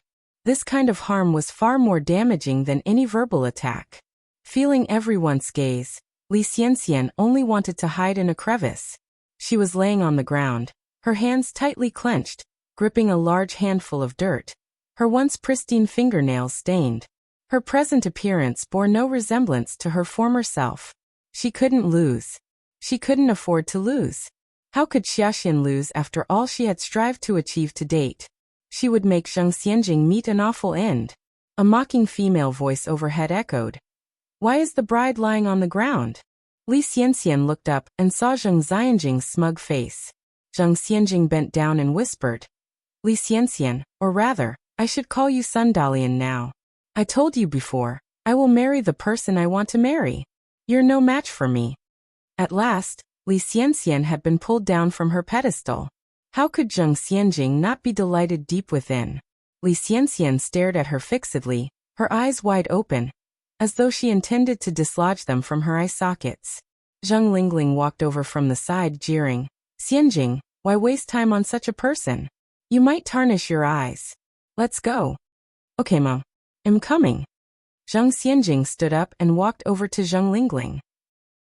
After the mother-daughter duo departed confidently, Li Xianxian stared at their retreating figures, her spiteful gaze as if wanting to pierce through them. Bitch. Li Xianxian's arm was violently pulled up. The one pulling Li Xianxian's arm was none other than Zhou Tianbao. Li Xianxian was pulled along by him while Zhou Fua followed, looking at Li Xianxian with indifference. On reaching Walt Road, Zhou Tianbao locked Li Xianxian in a room and started beating her. Let go of me. Zhou Tianbao, please let me go. Li Xianxian lay wounded on the ground, pleading with Zhou Tianbao. Hearing this, Zhou Tianbao responded by delivering a vicious kick to Li Xianxian. Dream on, you wretch. I'll never let you go in this lifetime. Li Xianxian's white wedding gown had turned black now. News of this event quickly spread throughout Beijing's social circles. The Writers' Association was also swiftly informed. Li Xianxian had quite a reputation in the literary world. An article she had published recently had even amazed the literary community's seniors, leading them to personally commend it. How could someone who could write such excellent articles commit such an act? Where is Li Xianxian now? Bring her over quickly. Such talent is encountered once in 100 years. We simply can't let her just perish. People in the literary world discovered the distraught and ragged Li Xianxian at Walt Road immediately. Upon meeting the literary figures, Li Xianxian's previously dull eyes brightened. She almost forgot, she had another identity, a writer. In the literary world, Li Xianxian was treated with great respect. For a brief moment, it seemed like Li Xianxian returned to her glorious days of old. In those few days, Li Xianxian produced another masterpiece of 30,000 words in a single stride, and planned to submit it to the chairman after revising. In the chairman's office. Mr. Chairman, there is a gentleman calling himself Mr. Mo outside, along with a little girl who wishes to see you. The chairman of the literary world was a very kind middle-aged man. Hearing this, he put down his pen and asked, What do they want from me? The assistant hesitated, then said, It's about plagiarism. In this circle, plagiarism is a major concern. The chairman immediately said, Bring them in to see me right away. Chapter 489. Continuous face slapping. _1. As it was a matter of plagiarism, the chief took the meeting with great seriousness. The visitors appeared to be a father and daughter duo. The man was elegant and handsome, with an invisible aura that demanded attention. The child he held by the hand was exquisite. Yet still, whenever glimpsed through the eyes of the child, it was the man who reflected through. It was no one else but Mo Qishan and Mo Hudi. Hello. The chief greeted first. He had met countless people in his life, and he could tell this man was not ordinary. Hello, Chief Lu. The man nodded slightly. Please sit. The chief turned to the assistant. Go and pour Mr. Mo some tea. All right. The assistant turned to make the tea. Mo Qishan didn't immediately respond to the Chief Lu. Instead he introduced, This is my niece Mo Hudi, pen name Butterfly Fly. Pen name Butterfly Fly? This little girl looked to be under 10. Was she already writing at such a young age? Mo Hudi greeted politely, Hello, Uncle Chief. Hello, little Butterfly Fly. Within their circle, everyone referred to each other by their pen names. At this, Chief Lu turned again to Mo Qishan. May I ask, Mr. Mo, are you here to defend little Butterfly Fly? Despite having not introduced his own pen name, Mo Qishan first introduced Mo Hudi, hinting that he was here for her, not himself. At this point, Chief Lu was becoming curious. What type of work could come from someone so young as Mo Hudi? Mo Qishan nodded slightly, handing over 2 prepared notebooks to Chief Lu. You will understand if you take a look at these. The notebooks were thick with writing. Innocent scribbles maturing to graceful, spirited handwriting, tracking the growth of a little girl. Chief Lu read with great concentration, his face growing more rigid. Does Chief Lu think he's seen these somewhere before? Mo Chishan interjected at the right time. These were all written by Butterfly Fly? Chief Lu was both shocked and incredulous. Yes. Mo Chishan nodded. Chief Lu continued. But these are the works of Li Xianxian, one of our association's authors. This was before the internet and communication was not as developed. The distribution of literary works depended on newspapers and physical publications. There had been instances of plagiarism, albeit a small percentage. It would have been believable if Mo Hudi was accused of plagiarizing Li Xianxian, but vice versa was indeed hard to fathom. After all, Mo Hudi was merely a preteen girl. Ordinarily, a child of her age could barely read, let alone produce works of such caliber. With a steady expression, Mo Chishan said, "It was Li Xianxian who stole Xiaodai's works." Chief Liu's face darkened. That's impossible.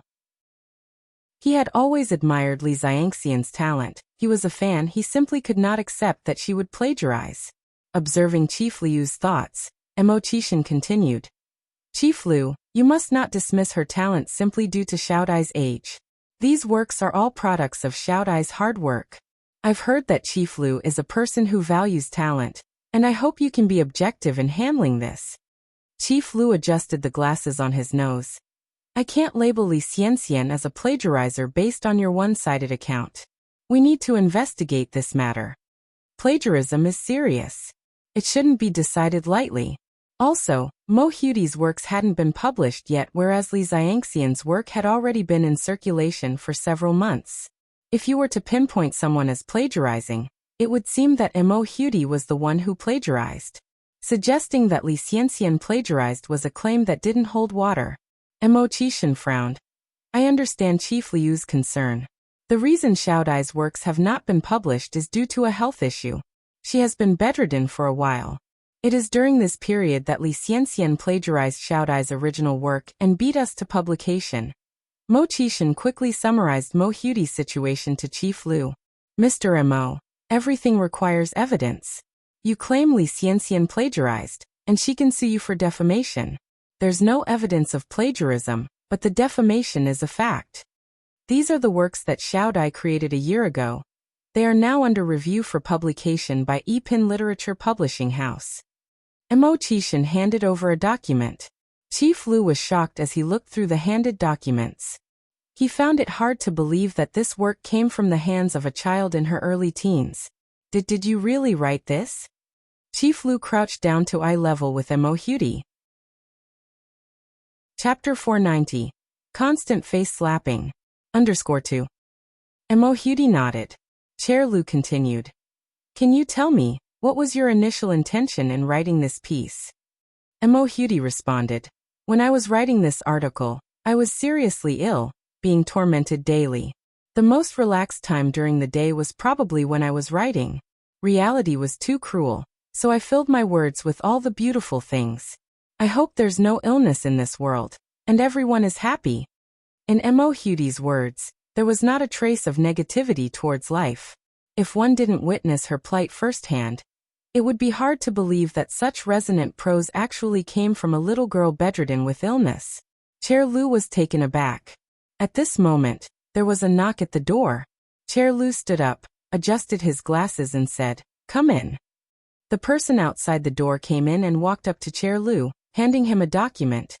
Chair, this is a manuscript that Comrade Li Xianxian stayed up all night to complete. As Chair Liu put a lot of emphasis on Li Xianxian, all her new works were delivered to him as soon as they were completed. Chair Liu reached out to take the document. After flipping through a few pages, his face suddenly turned unsightly, because the work that Li Xianxian just completed was exactly the same as the work that Mo Hudi had written a year ago. Yet, many sentences in Li's piece lacked the beauty of Hudi's original, and had a forced, pieced-together feel. If Chair Liu hadn't seen Mo Hudi's original manuscript, he would definitely be awed by Li Xianxian's genius once again. But now, Chair Liu felt embarrassed and angry. Unexpectedly, the author he personally promoted turned out to be a plagiarist. Chair Liu placed the document on the desk and said, "You go out first." The assistant was stunned.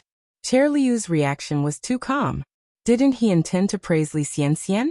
What about the publication fee and the prize money? If it were in the past, Chair Lu would definitely lavish Li Xianxian with praise. You go out first. Chair Lu repeated. Oh, okay. The assistant finally reacted and turned to leave the room. After the assistant left, Chair Lu looked at Mo Qishan and said apologetically, Mr. Mo, rest assured, I will definitely seek justice for Hudi. Chair Liu's change from addressing Hudi as kid to comrade suggested his acknowledgement of Mo Hudi. All right, Mo Qishan nodded. I trust in Chair Liu's handling of matters. Chair Lu went on. Also, could these original manuscripts stay with me for a few days? Of course. Mo Qishan continued. Then I will not bother Chair Lu anymore. Shall I say goodbye to Chair Lu? Goodbye, Chair Lu. After Mo Qishan and Mo Hudi left, Chair Lu compared Mo Hudi's other works with Li Xianxian's work again. Before he had only skimmed through it briefly, and didn't notice any differences. But now, having made a comparison, the quality was immediately distinguishable. Li Xianxian's work only copied the rough idea, but didn't capture the essence. Whereas Mo Hudi's work was authentic and original. Chair Lu was very angry. All his life he appreciated talent, and held great expectations for Li Xianxian, but he never thought Li Xianxian would plagiarize. Li Xianxian was waiting in her room for Chair Liu's praise. Seeing the assistant return empty-handed, with no sign of Chair Lu following behind, she asked curiously, Wu Li, why did you come back alone? Where's Chair Lu? Wu Li was also puzzled. There was someone in Chair Liu's office when I went there. Li Xianxian continued. So did Chair Lu see my work? Yes. Wu Li nodded. Then did Chair Lu say anything? Li Xianxian asked. No. Wu Li answered truthfully. Strange. Li Xianxian slightly furrowed her brows. Given Chair Liu's appreciation of her work, he shouldn't have remained silent.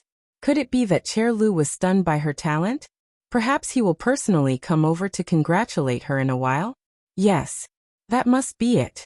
After all, her writings are groundbreaking masterpieces that shock the literary circle. Probably, in the entire circle, there are few who could compare with her. Wu Li went on. If there's nothing else, then I'll go first. All right.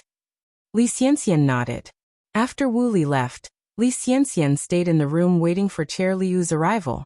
As dusk fell, there was finally a knock on the door outside. Chapter 491. Continuous face slapping.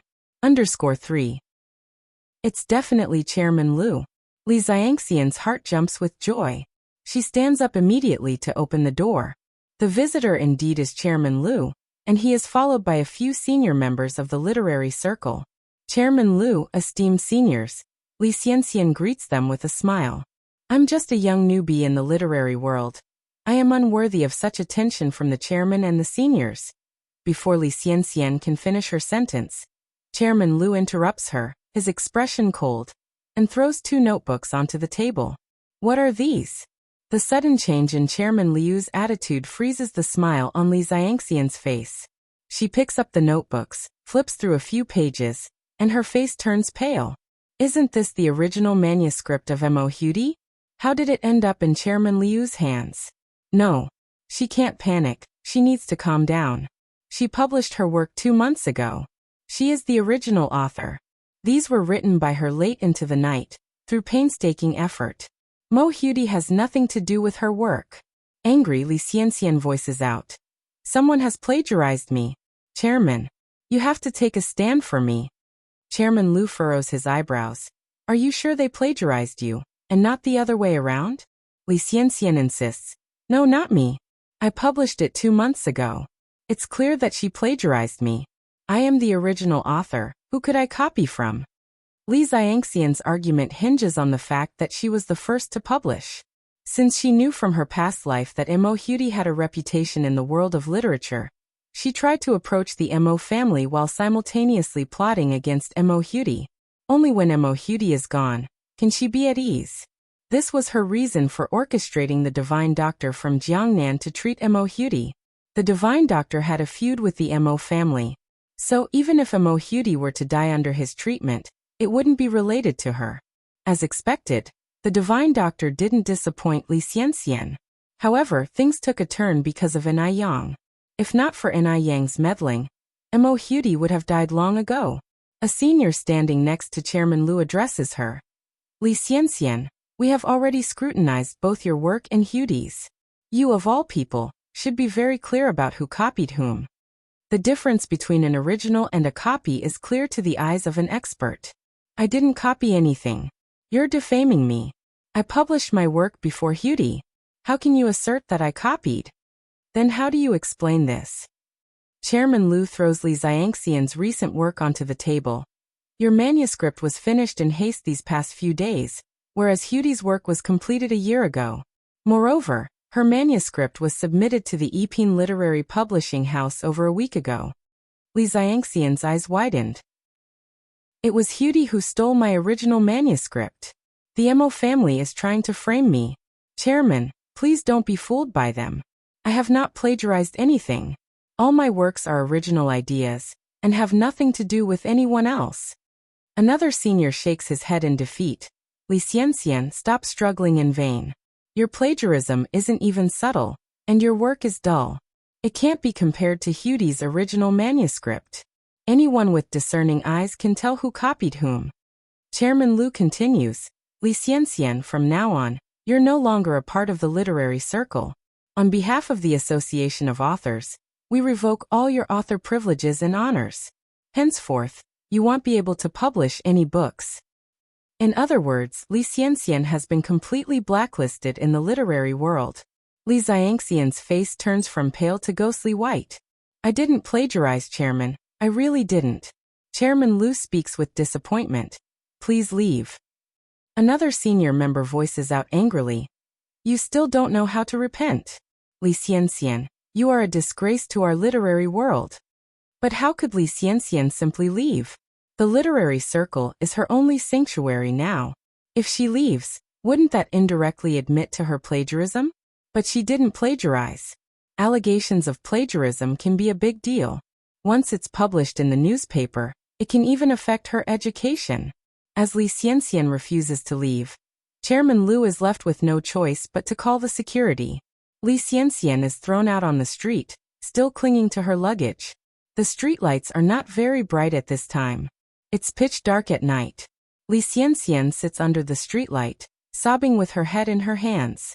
When did her life start to take such a dreadful turn?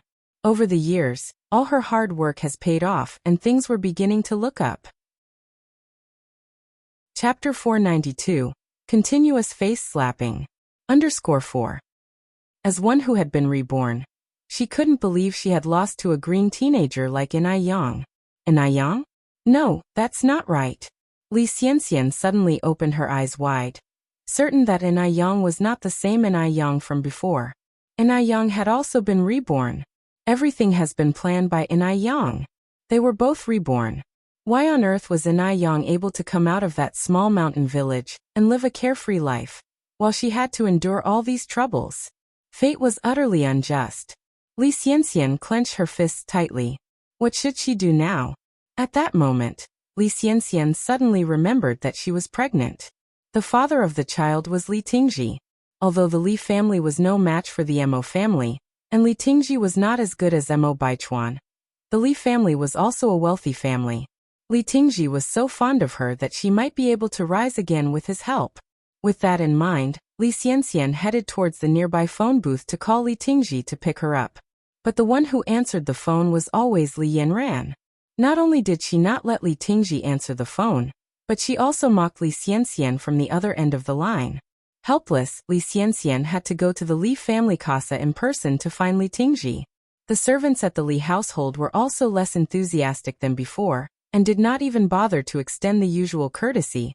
Sorry, our young master has no time to meet insignificant persons. Insignificant person? Li Xianxian frowned slightly. Am insignificant? Let Tingji come out and see me now. Be careful or Tingji will make you regret wasting my time. Hearing this, the servant's face changed. Who in the Li family didn't know that Li Tingji treated Li Xianxian like his treasure? Just as the servants hesitated, Li Yanran came out. Oh, who do we have here? It is actually Mo Baichuan's fiancé, Sun Dalian. A simple sentence, it was full of mockery. Li Xianxian swallowed her anger. Where's Tingji? I want to see him. Her turn will comes. The first person she's going to deal with when she gets married into the Li family is Li Yanran. Sun Dalian, if I were you, I'd have dug a hole and crawled into it. How can you still have the face to come find my brother? I'm pregnant with your brother's child. Li Xianxian dropped a bombshell. This child would be the first child of the Li family, and Li Tingji was so fond of her. He wouldn't possibly deny his own child. She did not believe that Li Yanran could ignore this news.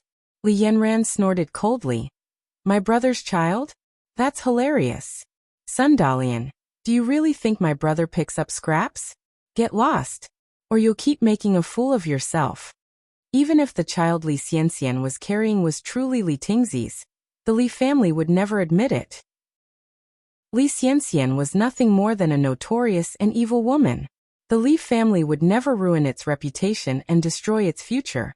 Enraged, Li Xianxian said, Li Yanran, the child in my belly is Tingzi's first baby. If there is any accident, can you bear the responsibility? Who knows whose bastard that is? Li Yanran mocked. Sun Dalian, do you really think you're some sought-after prize? You're nothing but an unwanted rat. Where are the security? Get this woman out of here. Li Xianxian tried to resist. Li Yanran, how dare you treat me this way? If Tingji knew about this, he wouldn't let you off. It was unbearable. These people were just unbearable. They dared to treat her like this behind Li Tingzi's back. Hold on. Li Yanran lifted her hand lightly, and the security guards instantly stopped and looked back at her. Li Yanran continued. Since you are so longing to see my brother, I will fulfill your wish. Xiaofeng, go upstairs and call my brother down. Yes, miss. Xiaofeng nodded, turned around and climbed up the stairs. Before long, Li Tingji came down from upstairs. Seeing Li Tingji, Li Xianxian's eyes lit up instantly, and she rushed to him. Tingji. This time the security guards didn't stop her. Li Xianxian had a belly full of grievances to pour out to Li Tingji. However, Li Tingji swung away Li Xianxian with one hand, shouting angrily, Get lost! You disgust me! Li Xianxian was knocked to the ground. She looked at Li Tingji in disbelief and cried out in anguish. Tingji, don't you recognize me? Xianxian. Li Tingji never expected that one day he would be deceived so badly by a woman. Everything about Li Xianxian was fake. Her talent was a sham. Chapter 493, Continuous Face Slapping. _5. Her name was a sham. Even her chastity was a sham. For this counterfeit woman, he ended his brotherly friendship with Mo Baichuan that had lasted over 20 years. He was filled with regret. Regret for his poor judgment of character. When Yang had warned him, he should have investigated Li Xianxian thoroughly. If he had shown just a hint of caution towards Li Xianxian, he wouldn't have been deceived so horribly. Now the mere thought of their one night together made him sick to his stomach.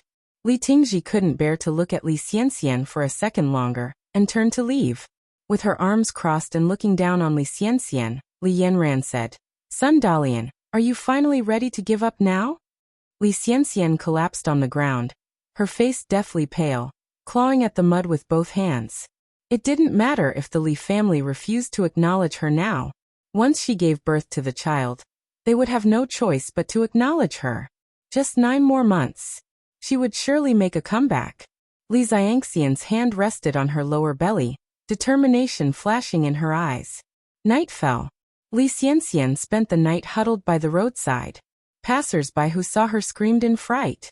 The shrill sound of ambulance sirens followed soon after. When Li Xianxian woke up again, her vision was filled with white, and the smell of medicine filled her nostrils. Was this the hospital? Why was she in the hospital? At that moment, a sharp pain shot through her abdomen. You've just come out of surgery, you can't move around.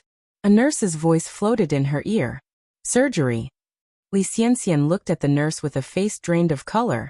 Why did I have surgery? The nurse said, You had a miscarriage and have just undergone a dilation and curettage procedure. Do you have any family? They need to come and cover the cost of the surgery and hospitalization. Miscarriage? Li Xianxian grabbed the nurse's arm, her voice frantic. Why did I miscarry? Where is my child? Give me back my child. She had lost everything now. Her only hope was the child. But now, with her child gone too, what could she use to bind the Li family to her? Was all this just a nightmare? No matter what, Li Xianxian couldn't accept the reality.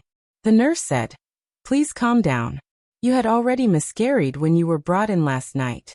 But how could Li Xianxian stay calm? She made a scene, breaking down in tears, completely out of control. You're all scheming against me.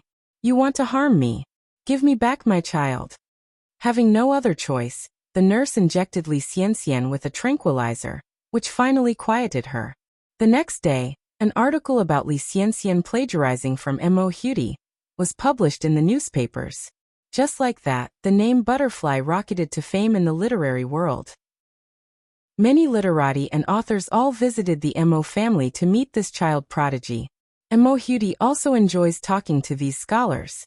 Though her physical age is only in her teens, her intellectual age is several times that of an adult. She finds common topics of discussion with these scholars and men of letters. The Mo family elders were both relieved to realize at this point that Li Xianxian had intentionally brought in the divine doctor from Jiangnan to treat Mo Hudy.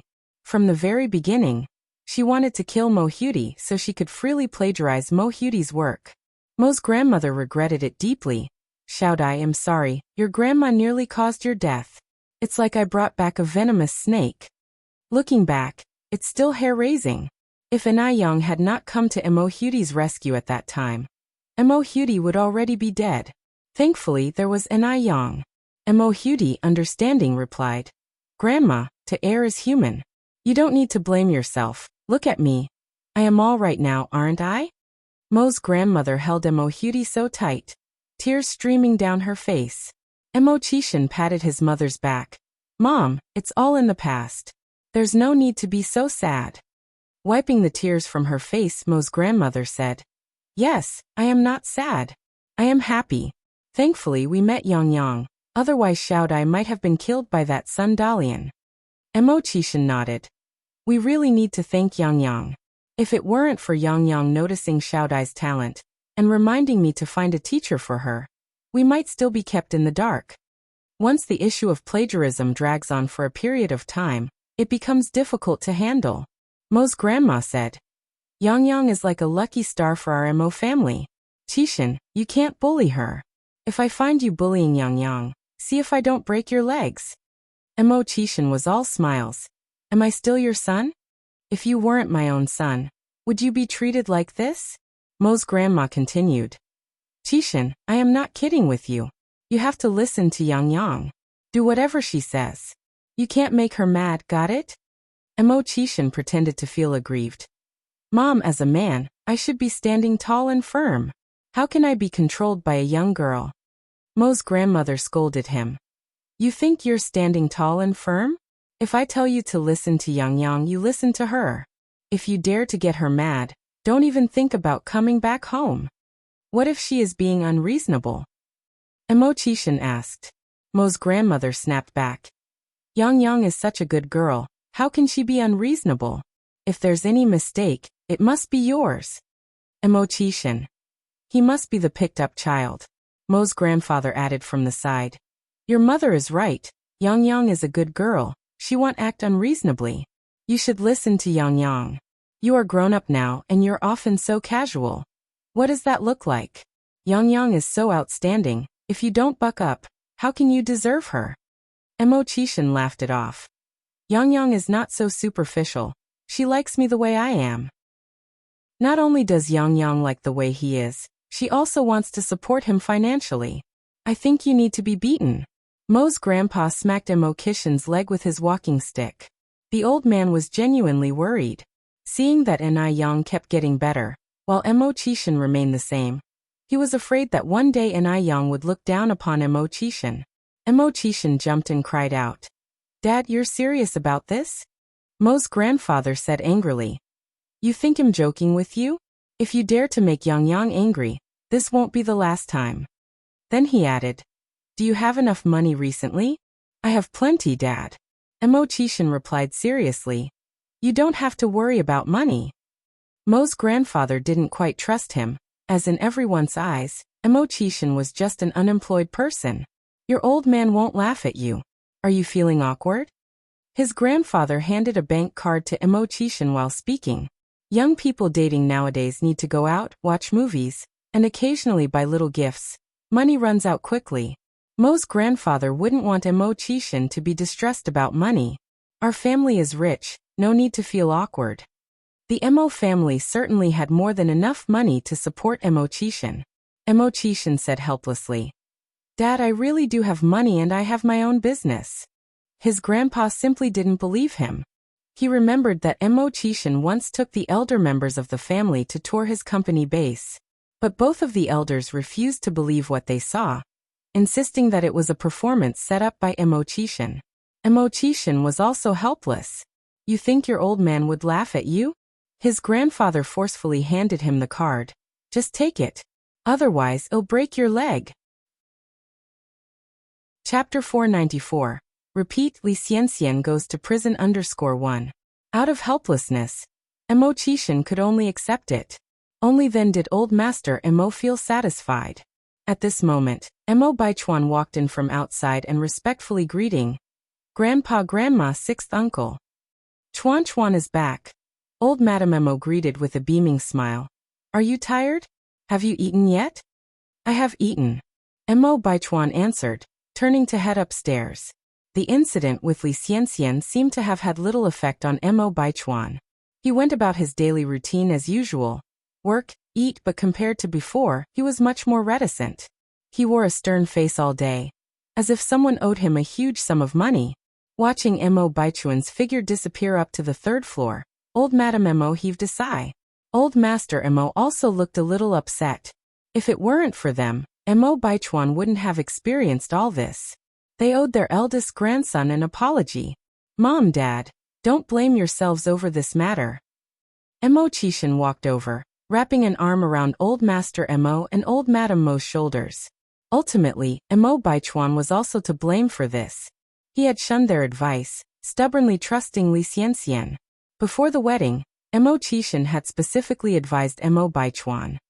June 23rd. The day National College entrance examination results were announced. In the era without internet, one had to personally go to school to check the results. Early in the morning, the campus was packed with students who had come to check their results, and Li Wei was one of them. Li Wei. The homeroom teacher walked up to Li Wei, beaming. Teacher Yin. Teacher Yin continued, Li Wei, congratulations.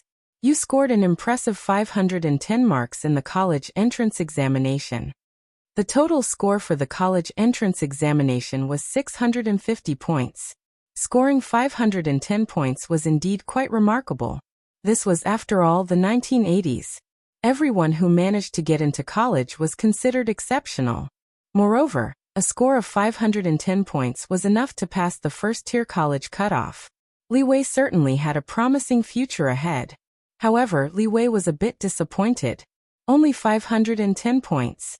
He had originally planned to apply for a 985 top-notch university, but with this score he couldn't even meet the cutoff for 211 universities, and would only manage a regular first-tier college, let alone a top-tier one. Yang scored a high 645 points in the previous transfer student examination. How was he to compete with Yang?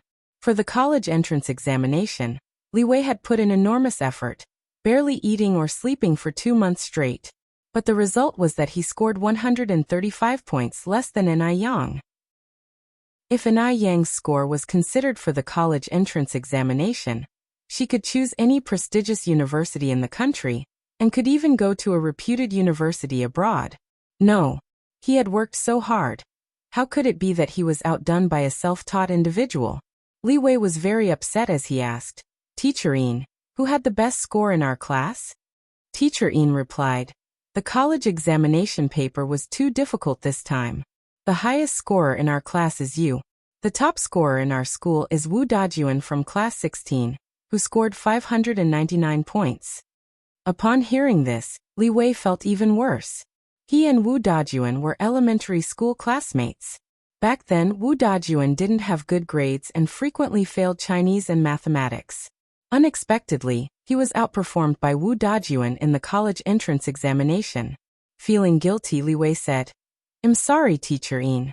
I didn't do well this time and failed your expectations." Teacher Yin smiled and said, No. Li Wei, you've done well enough." Li Wei had always been his promising student. A score of 510 was within Teacher Yin's expectations, indicating that Li Wei hadn't performed poorly. Moreover, the examination paper this time was particularly difficult. Li Wei then asked, "Oh yes, Teacher Yin, can I see the test paper from the last transfer student examination?" "Why would you want to see that?" Teacher Yin was puzzled. Li Wei said, "A friend of mine wants to take the transfer student examination next year, so I wanted to show him this year's questions." Teacher Yin nodded. "Oh, I see. Then come with me." Li Wei followed Teacher Yin's footsteps. There were a few teachers chatting in the office. One of them asked, "Hey, old Sue, why haven't we seen that dark horse from your class lately?" Teacher Sue asked, "You mean Anai Yang?" "Yes, her." Teacher Sue smiled. "That child has a special family situation, so she doesn't come to school on regular days, only showing up for examinations." Teacher Wang looked surprised. "Does not attending school still qualify one as a student?" "Old Sue, isn't this child overly arrogant? Does she think that just because she ranked first in the transfer student examination, she doesn't need to attend school? The pen is mightier than the brain, you know." Another teacher said, "Anai Yang is a student with great potential. Old Sue, you must pay close attention to her. We must not let such a promising student who can get into a top college go to waste." Chapter 495. Repeat, Li Xianxian goes to prison _2. Teacher Wang nodded. I know what I'm doing." Teacher Yin walked in with Li Wei, and Li Wei heard all the conversation inside. He also thought that Anai Yang was too arrogant. How could one not come to school for classes? "Teacher Sue, can you lend me the exam paper of Anai Yang, the transfer student from your class last time?" Teacher Yin came to Teacher Zu's desk with Li Wei. "Sure." As Teacher Sue was searching for the exam paper, he asked, "What do you need it for?" Teacher Yin replied with a smile, "A friend of Li Wei in our class is planning to take the transfer examination next year, so he wants to see the exam paper." A teacher immediately remarked, "Teacher Yin, Li Wei from your class did a good job. 510 marks would be enough for him to get into a key university. Li Wei, congratulations." "Thank you, Teacher Zhao." Li Wei, who was feeling down, didn't have any smile on his face. However, the other teachers interpreted his expression as proof of his ability to stay calm and not show off despite his exceptional performance. Teacher Zhao patted Yin's shoulder and said earnestly, "The transfer student introduced by Li Wei should not be bad. Teacher Yin, you must take this opportunity. Don't let what happened with Anai Yang happen again." All the teachers in the office felt heartbroken for Teacher Zhang Chang for missing out on a potential key university student. Teacher Yin laughed and said, "I will be teaching new first-year students next term, so the transfer students won't have much to do with me." Teacher Wang immediately chimed in, "I am going to teach third years next year, so Li Wei, do tell me about the academic performance of your friend joining as a transfer student." Li Wei casually said, "Their grades are average and should be able to pass the exam."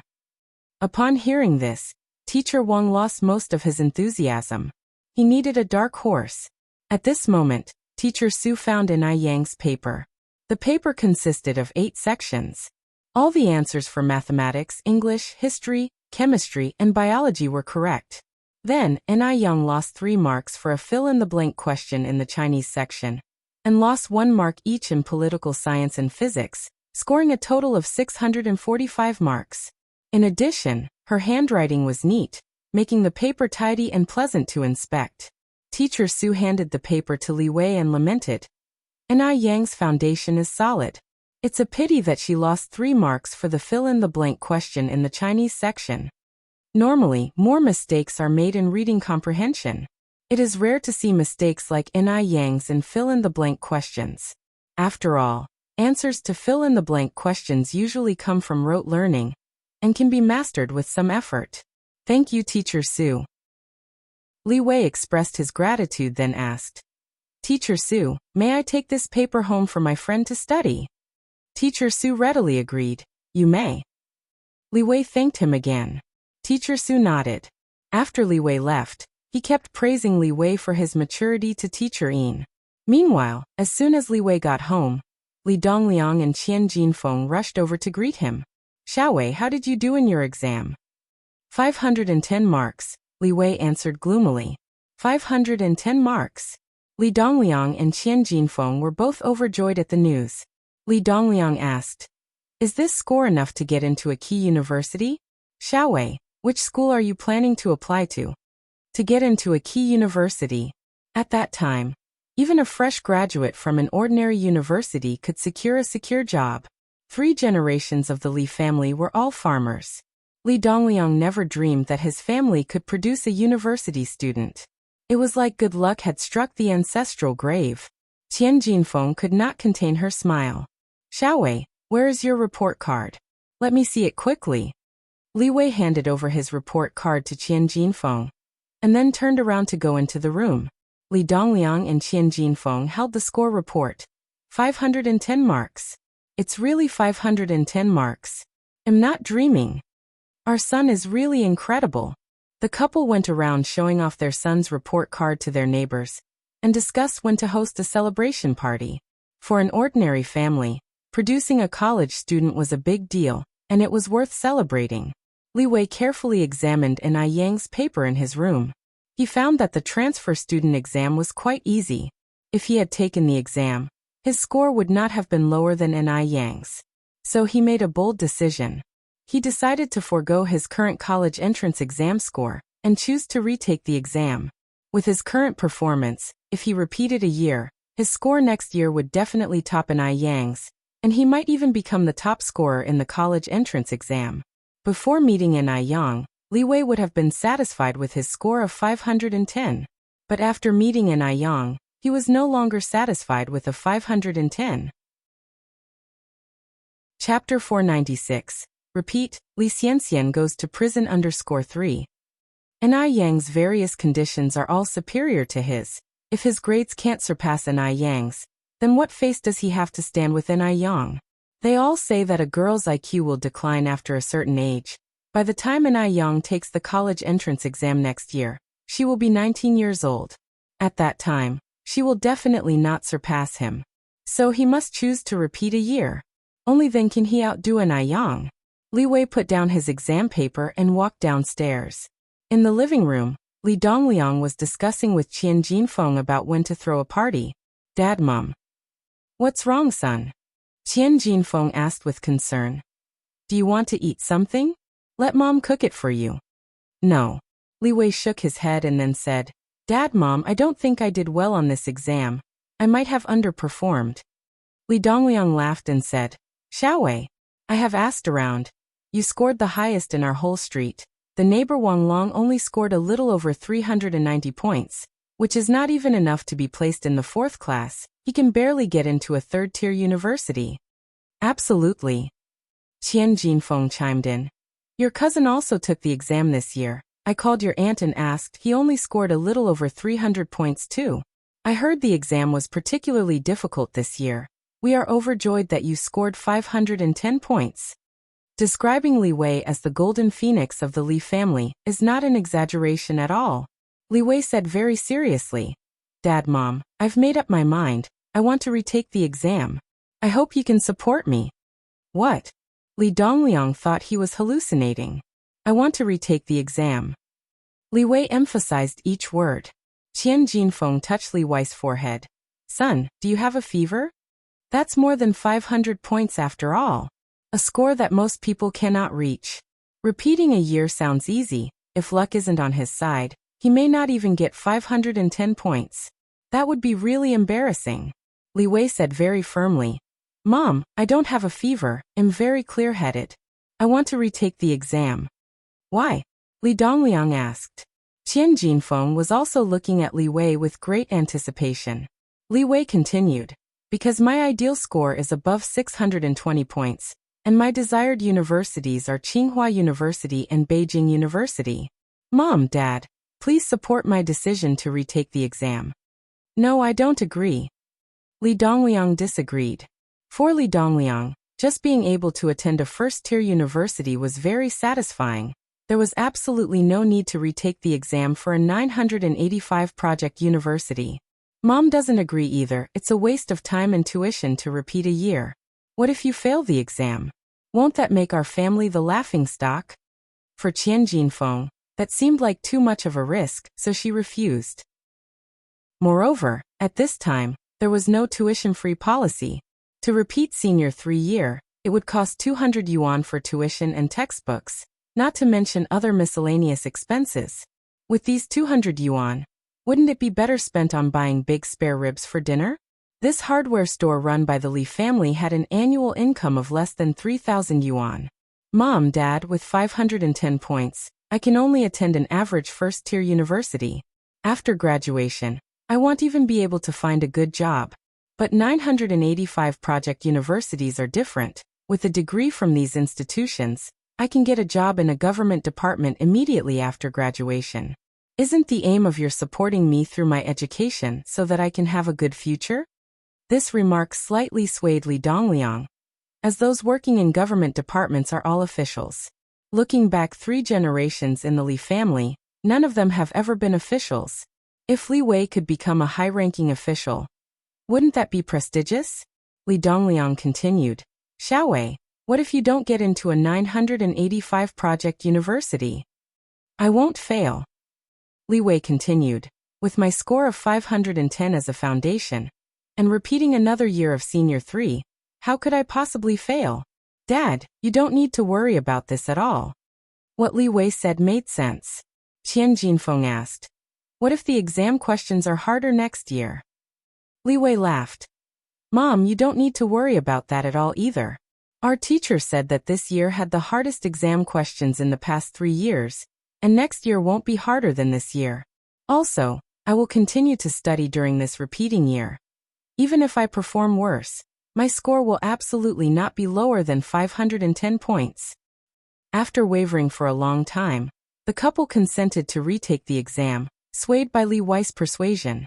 Upon hearing the news of Li Wei's decision to retake the exam, even teacher Yin was quite surprised, but Li Wei insisted on retaking the exam, so he could only respect his choice. Because no one took care of the hospitalization fee, Li Xianxian was forced to discharge herself from the hospital. Chapter 497.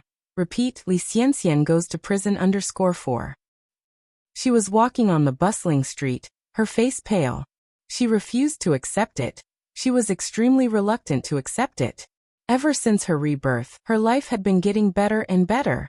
She went from being a simple village girl to being a student at Beijing Normal University. She had even almost married Mo Baichuan. Nobody knew how much effort she had put into getting here. But what about now? Dumped by Mo Baichuan. Expelled from school. Exposed by the literary world for plagiarism. Now she had lost everything. All her accomplishments had disappeared overnight. The more Li Xianxian thought about it, the more unwilling she was to accept things as they were. Her features twisted in bitterness. She wanted to commit suicide, but she also refused to die just like that. Why would she be the one who had to die alone? If she had to die, she needed to pull someone else down with her. The person responsible for her current condition was Yang. She planned to make Yang die alongside her. Li Xianxian clenched her fists hidden inside her sleeves. She was exerting so much strength that her knuckles were already white, the nails sinking deep into her flesh. Today was the grand opening of Yang's third noodle restaurant and milk tea shop. So Yang was busy helping at the new establishment. The third restaurant and tea shop was located in a different district of Beijing, more than 30 kilometers away from the first and second restaurants and tea shops. Despite it being the first day of operation for the new shop, the good pre-opening promotion and the significant opening day discounts managed to attract a crowd of noodle lovers. Li Xianxian, after moving about, finally arrived at the noodle restaurant. Looking through the glass window, she saw Yang busily moving about inside. Yang was wearing a simple outfit of a white shirt and black pants, her hair tied up in a bun. Her attire was extremely simple, but it was enough to make people stop and take notice. She was truly beautiful. Li Xianxian had known of En Yang's beauty since her previous life. When Li Xianxian met En Yang was already in her 50s, but her face didn't show any signs of age. Maybe that's why he was attracted to her. He had done everything to get En Yang's attention. Despite Li Xianxian's relentless efforts to please him, she couldn't get even a glance in return. Just looking at En Yang made Li Xianxian seethe with jealousy and resentment. Why was En Yang able to live such a good life now? She had a business, a relationship, and was even about to marry into the Mo family. Even though Mo Qishan was a loser, after En Yang married him, she would be living with Mo Baichuan. If En Yang discovered later that Mo Baichuan was Mr. Mog, En Yang surely wouldn't hesitate to be with him shamelessly. No way. What Li Xianxian couldn't get, others shouldn't be able to either. En Yang must die with her. Li Xianxian squinted her eyes, turning towards a pawn shop on the side of the street, intending to pawn her gold bracelet. The design of En Yang's new noodle restaurant and milk tea shop was very innovative. Like in the future, the menu even had pictures of the dishes. The attractive-looking bubble milk tea, tempting pickled fish noodles, and Kanto stew with a layer of red oil floating on top were all so eye-catching that anyone who saw them couldn't resist ordering. "Young lady, is this pickled vegetable noodles really as tasty as it's made out to be?" A customer who had come from afar asked. En Yang smiled and said, "You'll know once you try. I can't guarantee anything else, but I'm sure the taste of pickled vegetable noodles won't disappoint you." The customer was a straightforward person. "Fine. Just for your words, I have to try it today. Give me a bowl of pickled vegetable noodles, a sour plum soup, and a Kanto stew. Oh, and please replace the duck's blood in the Kanto stew with tofu." To make purchasing ingredients easier, the 6 ingredients in the Kanto stew were fixed. It included baby cabbage, shrimp fish balls, enoki mushrooms, duck's blood, and tofu skin. Since many people did not eat blood, tofu was the alternative option available. En Yang took a small notebook and wrote down the order, asking, "Any food allergies or preferences? Do you eat onions, ginger, and garlic?" "No allergies, just serve the food directly." "All right." En Yang nodded. "Please wait a moment." En Yang's gaze drifted over the window as she turned around to go to the kitchen, handing the menu to Aunt Lu, who was in charge of cooking the noodles. Aunt Lu and other employees of the shop were all recruited directly from Jinghua village, so En Yang trusted them. "Brother Mo." En Yang approached Mo Qishan, who was carrying plates of food. Yang, what's up?" Mo Qishan lifted his gaze slightly. "I need to talk to you about something." "Go ahead." Chapter 498. Repeat. Li Xianxian goes to prison _5. En Yang said, "Bend your waist a little." Mo Qishan was too tall. En Yang, with her nearly 1.75-meter height, only reached his shoulder. In modern terms, it was quite an adorable height difference. "Okay." Mo Qishan bent his lip, squatted slightly so he was even shorter than En Yang. En Yang just needed to stretch her hand out to pat his head.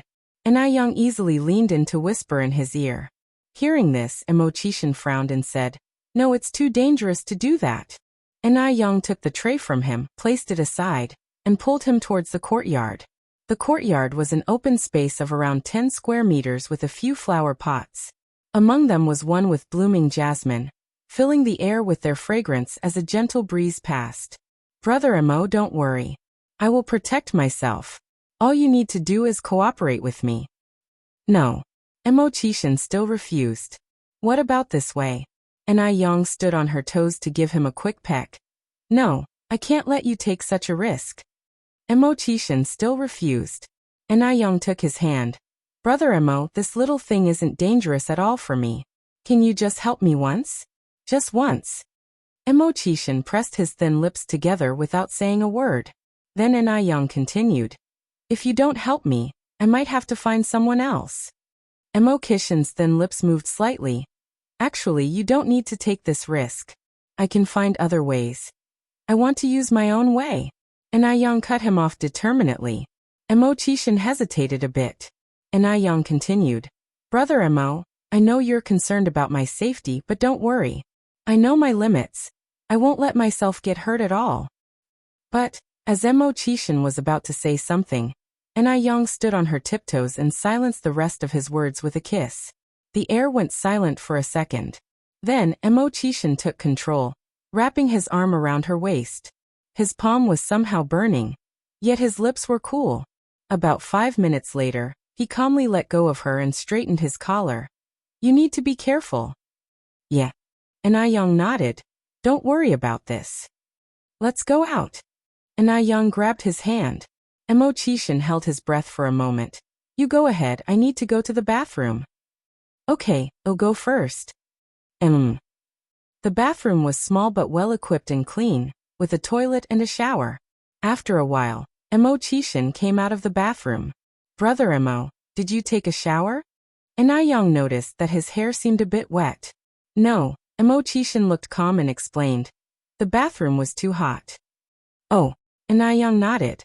At around 7:30 in the evening, the noodle restaurant closed on time.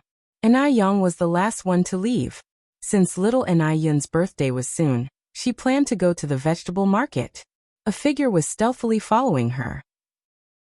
Just as Yang walked into a deserted alley, sharp pain shot up her neck. Then everything went black as she slipped into unconsciousness. When Yang woke up again, her hands and feet were tightly bound with ropes, unable to move. A rotten smell filled her nostrils. Where was this? Yang tried to struggle, but the knots only tightened with her movements. Is anyone there? At that moment, the tightly shut door was pushed open from the outside, bright light flooding in. Yang realized she was in an old, abandoned house whose better days were long past. Who are you? What do you want? Fear seeped into Yang's voice. Umph. A cold snort sounded through the air. Yang, I thought you were tough. Turns out you're just as scared of death as everyone else. Li Xianxian. Yang squinted her eyes. Li Xianxian was wearing a fancy dress, her face adorned with delicate makeup. She didn't look like someone who had just suffered a setback at all. What do you want? Yang took a step backward. Li Xianxian stopped in front of Yang and pulled out a sharp kitchen knife from somewhere. Yang, you stole everything from me. What do you think I want to do? I stole everything from you. Yang squinted again. Li Xianxian, weren't you the one who almost ruined my life? Li Shu is your mother. Both of you conspired to marry me off to that eunuch.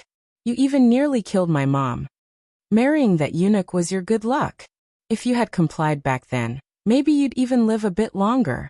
But now you're nothing but a short-lived ghost. Li Xianxian's expression instantly turned ferocious. If Yang hadn't fled Dam Village and married that eunuch, maybe she would already be married to Mo Baichuan. All because of Yang. Yang destroyed everything she had. What do you want to do? Kill you. Li Xianxian stated word by word. Murder is illegal. Yang frowned slightly. Li Xianxian chuckled. I'm not even afraid of death. Why would I fear the law? But don't worry, I won't let you die so quickly. Before that, I'll carve up your face with this knife, so I don't have to look at your disgusting face. With that, Li Xianxian raised her kitchen knife and stabbed at Yang's hand. Yang's eyes reflected the image of that kitchen knife. In the blink of an eye, Yang suddenly stood up, raising her right foot and kicking the knife away. Clang! Li Xianxian didn't expect Yang to have such a move up her sleeve. She immediately ran over to pick up the knife and stabbed again in Yang's direction. Yang's hands were still tied behind her. She could only defend, not attack. Li Xianxian was enraged. She was like a raging wild beast whose only intent was to kill Yang. Yang quickly calculated the timing. And just as Li Xianxian's knife was about to hit her, she sidestepped. The kitchen knife grazed past her waist, instantly staining her white t-shirt with blood. At this moment, the door was violently kicked open from the outside. A dozen policemen in uniform charged in. Freeze, police! Li Xianxian was now completely blinded by rage. She couldn't even see the police. Yang, I'm going to kill you. Yang.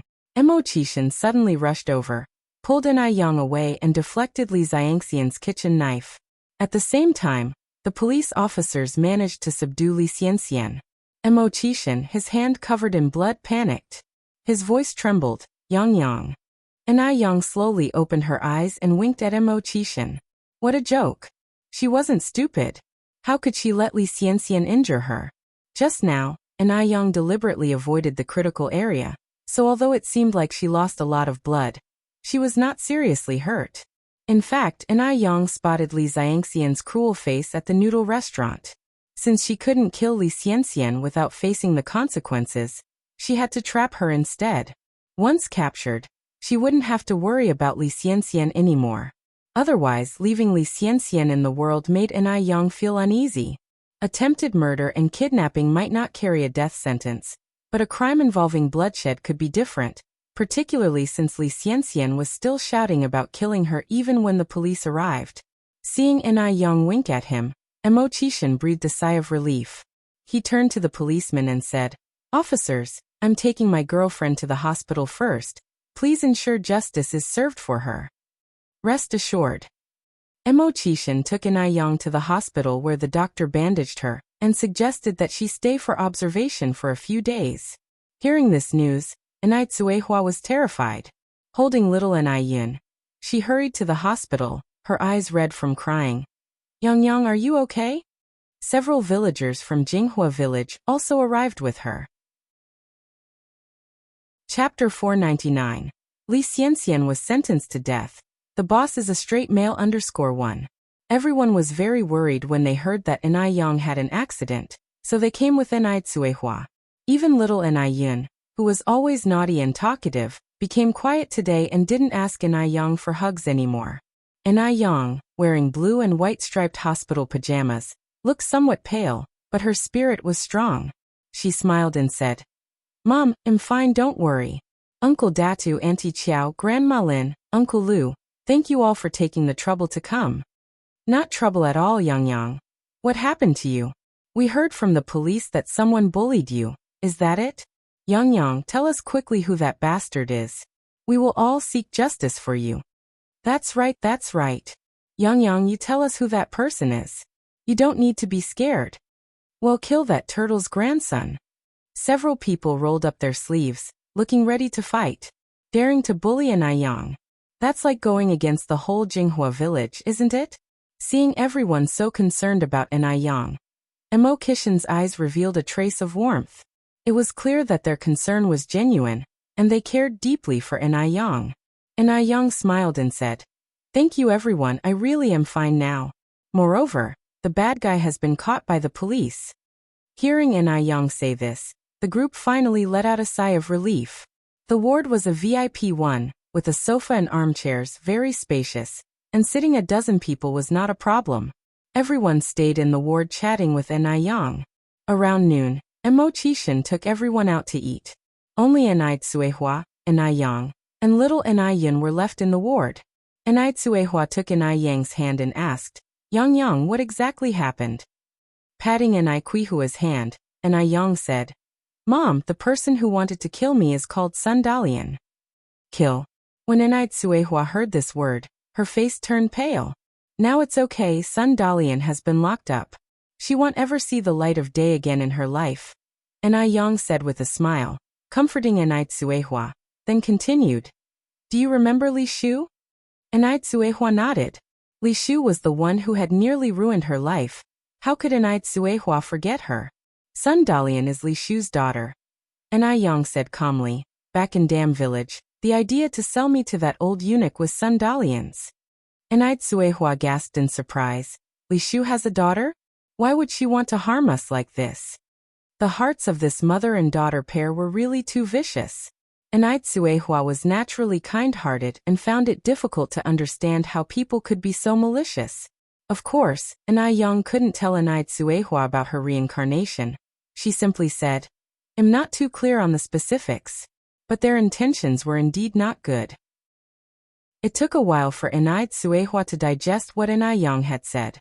Then Yang also told Tsuehua about how Mu Jinbao and Mu's grandmother were killed. Tsuehua was stunned for a long time before saying with disbelief, "Your dad and your grandma are both already." Although Tsuehua was quite resentful towards these two people, hearing this news, she was still a bit shocked. Yang nodded. "Yes." After a few minutes of silence, and Suehua said. This must be karma.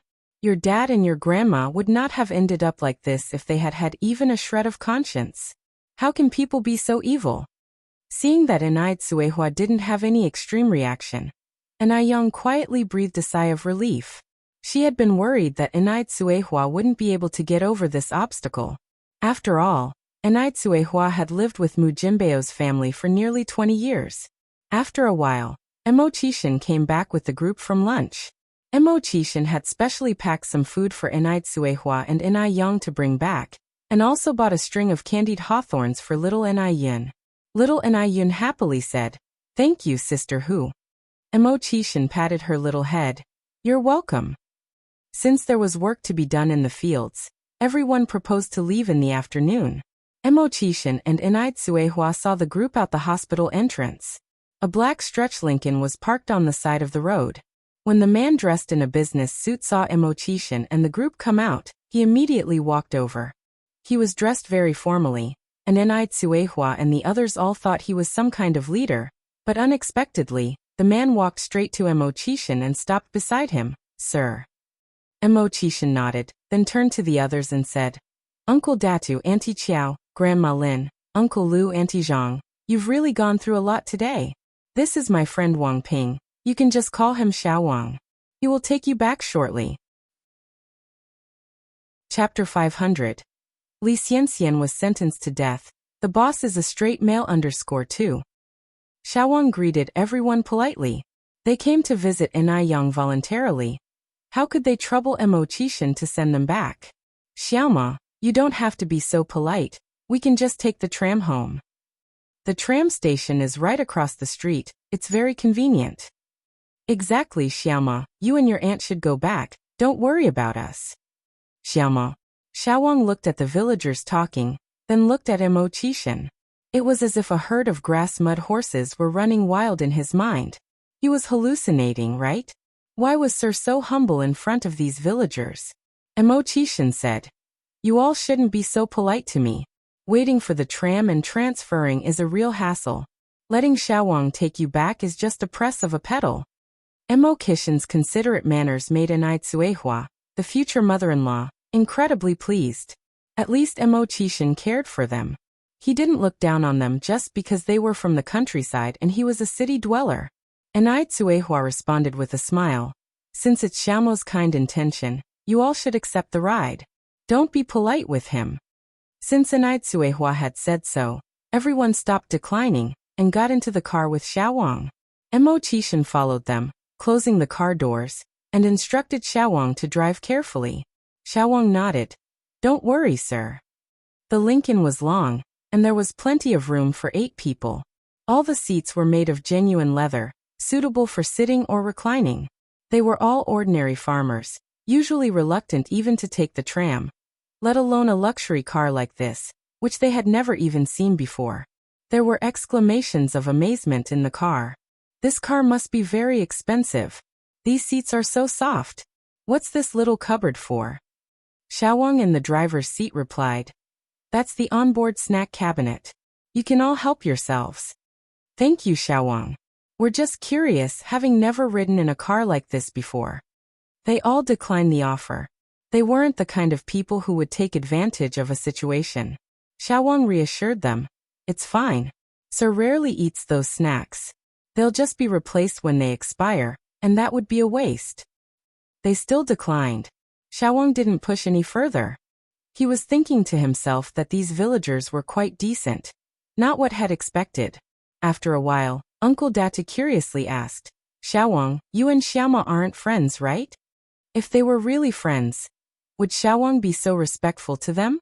Xiao Wang said, "I'm Sir's driver." Driver? At this, everyone was taken aback. Most families couldn't even afford 2 bicycles. Yet Chishin not only had a sedan, but also employed a driver. "My God. Xiaoma is so incredible," muttered Granny Lin, quite astonished. "He's so young and already so wealthy. What does his family do?" "Xiao Wang, do you know what Xiaoma does?" "I'm not really sure." Xiao Wang shook his head. "I'm just a driver." For a moment there, Chishin became the dream husband in everyone's eyes. Each person marveled at how great Ikuihua's life was. Not only did she have a sensible and beautiful daughter, but also a rich son-in-law. After everyone left, Emochishin returned to the ward with Enitsuehua.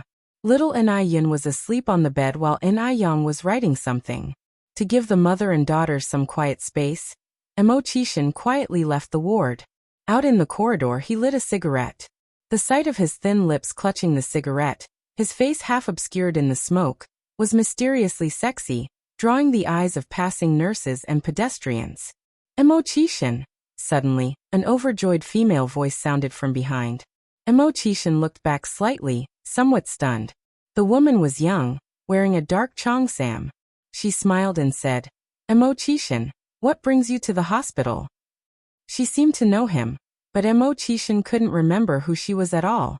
Slightly frowning, he requested, "Who are you?" Other than Eniyang, every other woman to him was no different than random passers-by. If this woman hadn't been wearing a cheongsam, which Eniyang often wore, Emochishin probably wouldn't have given her another glance. Seeing Emochishin's reaction, disappointment flashed in the young woman's eyes. She then said, "Mjiro, don't you remember?" Emochishin shook his head slightly. Chapter 501. Li Xianxian was sentenced to death. The boss is a straight male _3. Jiro continued, "We were classmates in elementary school. I used to sit behind you. The last time in F country, I even sold you a cheongsam. That cheongsam was the treasure of our store. Do you remember now?" After her explanation, Emochishin seemed to recall a bit. Jiro continued, "What brings you here? Are you not feeling well?" "I came with my girlfriend." Emochishin replied, "Girlfriend? They haven't broken up yet?" Could it be that woman also knows Emochishin's true identity, which is why she refuses to break up? Jiro maintained her usual demeanor and said, "What a coincidence your girlfriend is here as well. You were just telling me last time how beautiful she is. I wonder if I have the honor to meet her?" Jiro was confident in her appearance. She did not believe there could be anyone more beautiful than herself. Although her intention was to meet, her real aim was to show off. No woman would be comfortable with her boyfriend bringing home a female friend who is more beautiful than herself. Jiro wanted to make her back off. It might be a bit inconvenient. Emochishin refused. Inconvenient. Jiro was momentarily taken aback, and then laughed. "Is your girlfriend so petty that even our meeting would bother her?" "I'm the one who would mind. I don't want misunderstandings," Emochishin said. He was already spoken for, so he naturally should maintain his integrity. He was not one for ambiguous interactions with other women. Emochishin hadn't had a female friend for years. Jiro was taken aback again. She didn't expect Emochishin to reply to her in such manner, and was left with a suffocating feeling in her heart. "It seems you really love your girlfriend." Emochishin nodded. Jiro laughed and said, "Emochishin, is it appropriate for a man like you to act so humble? How can you cut off all your social interactions for a woman? Isn't your girlfriend being a bit too tyrannical? You can't just be indulgent in everything she says. She's already overbearing before marriage. Do you even have a say in your home after marriage?" This sentence carried a hint of provocation, aiming to stir discord. Men with fragile resolve would waver after hearing such words. But Emochishin was not like other men. He coolly glanced at Jiro. "I like to dote on her. Do you have a problem with that?" Jiro was taken aback, a hint of embarrassment crossing her face. Most men of this era maintained some degree of male chauvinism. Rarely would they listen to their wives' wishes. Jiro had categorized Emochishin as one of them.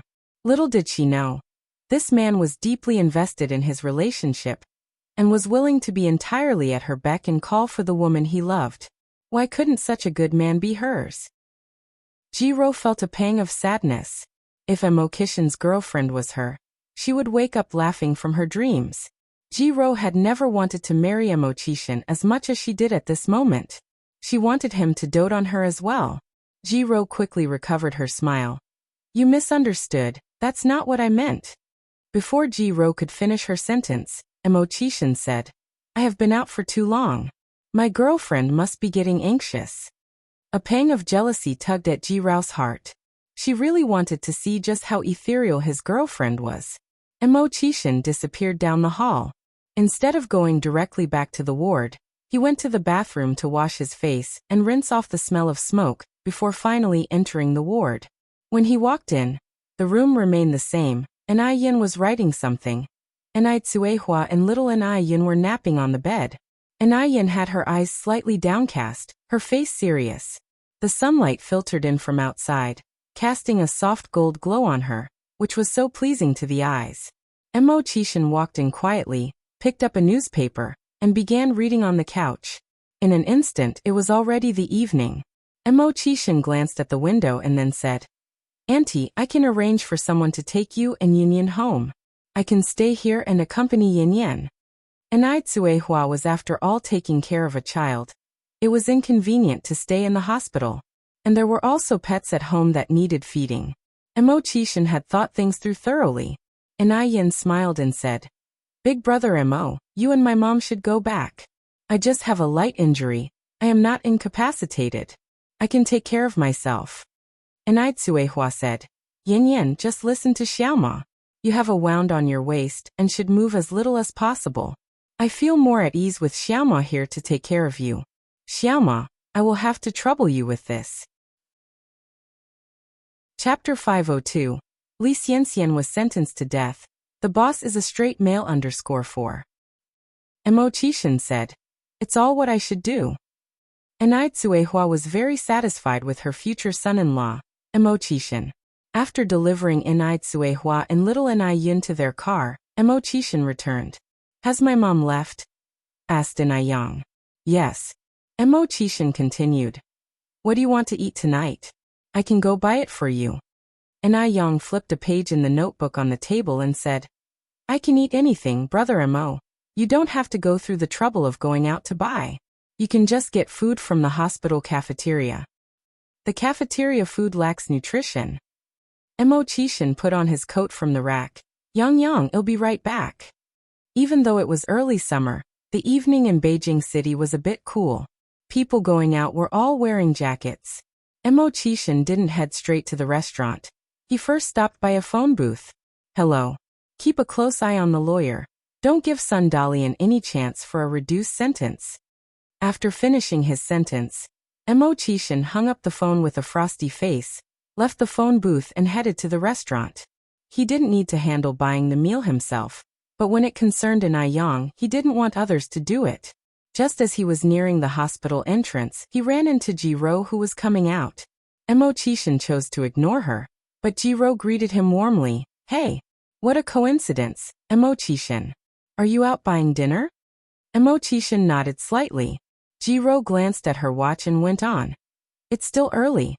Since we haven't seen each other for a long time, why don't we grab something to eat first? We can buy food for your girlfriend later." All relationships are built over time through daily interactions, so Jiro wouldn't miss any opportunity to spend time with Mo Qishan. Mo Qishan flatly rejected her. Jiro said, "What? Are you afraid your girlfriend might misunderstand? It's just a casual gathering between old classmates. It's no big deal. You can't cut off all your social interactions just because of your girlfriend, right?" As soon as she finished speaking, Jiro continued, "Mo Qishan, you are really too in love with your girlfriend. I really envy her. How lucky she is to have found such a good boyfriend like you. Why don't I have that kind of luck?" "You're just unlucky." Mo Qishan replied bluntly. After his statement, he ignored Jiro and walked away. "Unlucky?" Jiro watched Mo Qishan's retreating figure, speechless for a while.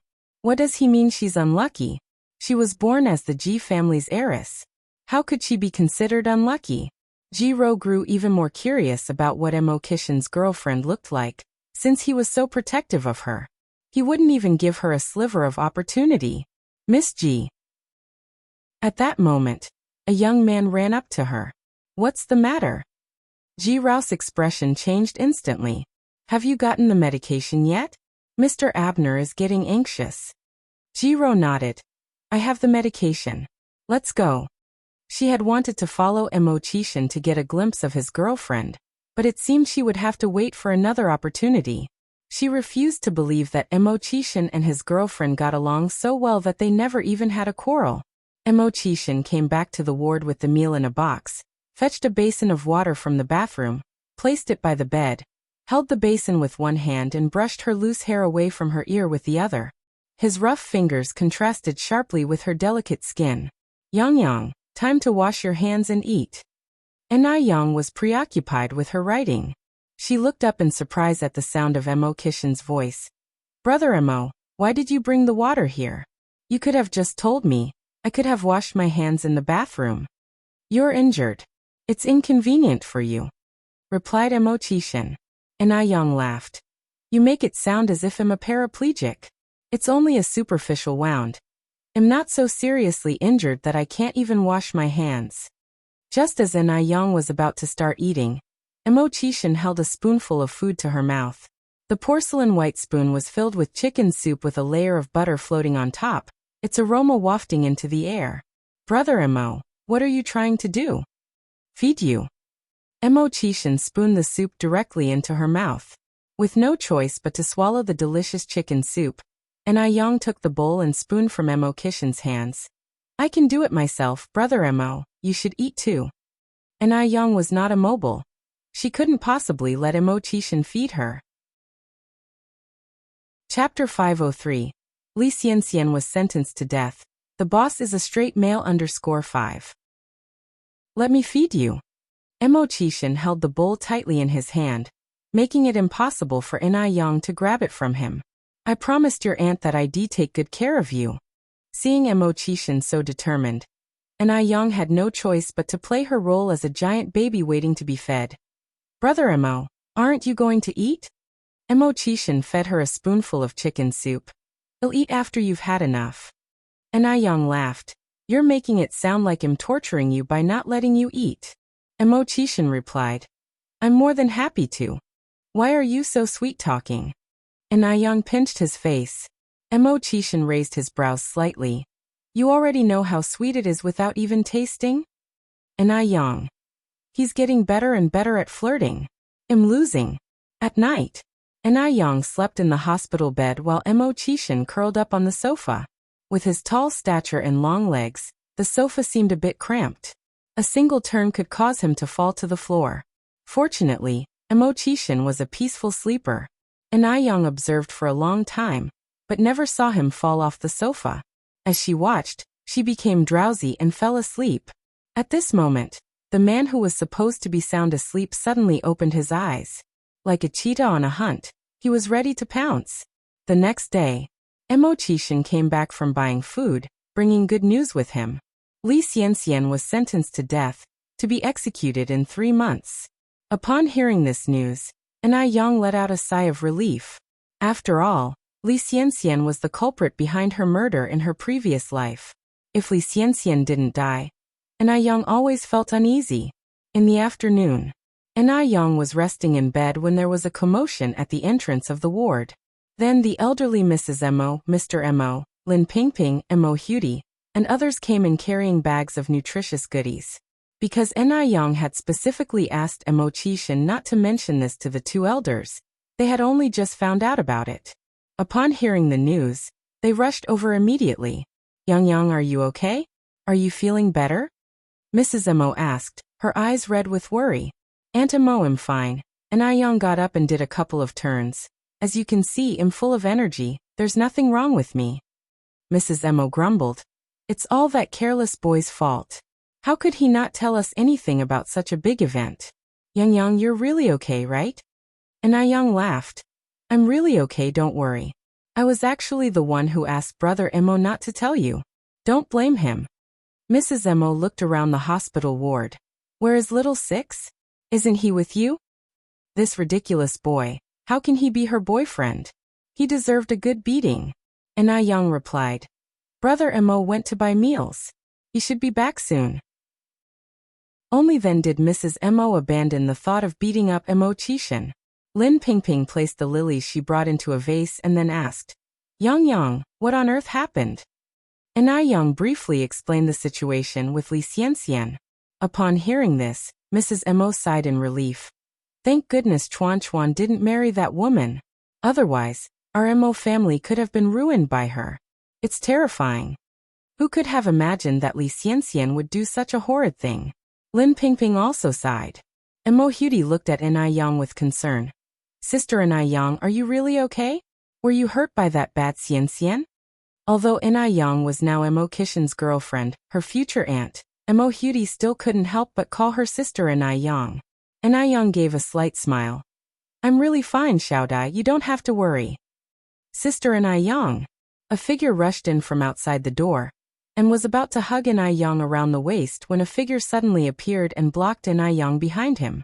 Yang Guobao looked up in confusion, and saw a stern-faced Mo Qishan. Uncle Mo 6? Mo Qishan said. Guobao, you're a young man now. You need to understand the principle of no physical contact between the opposite gender, okay? But I like Sister Ai Yang.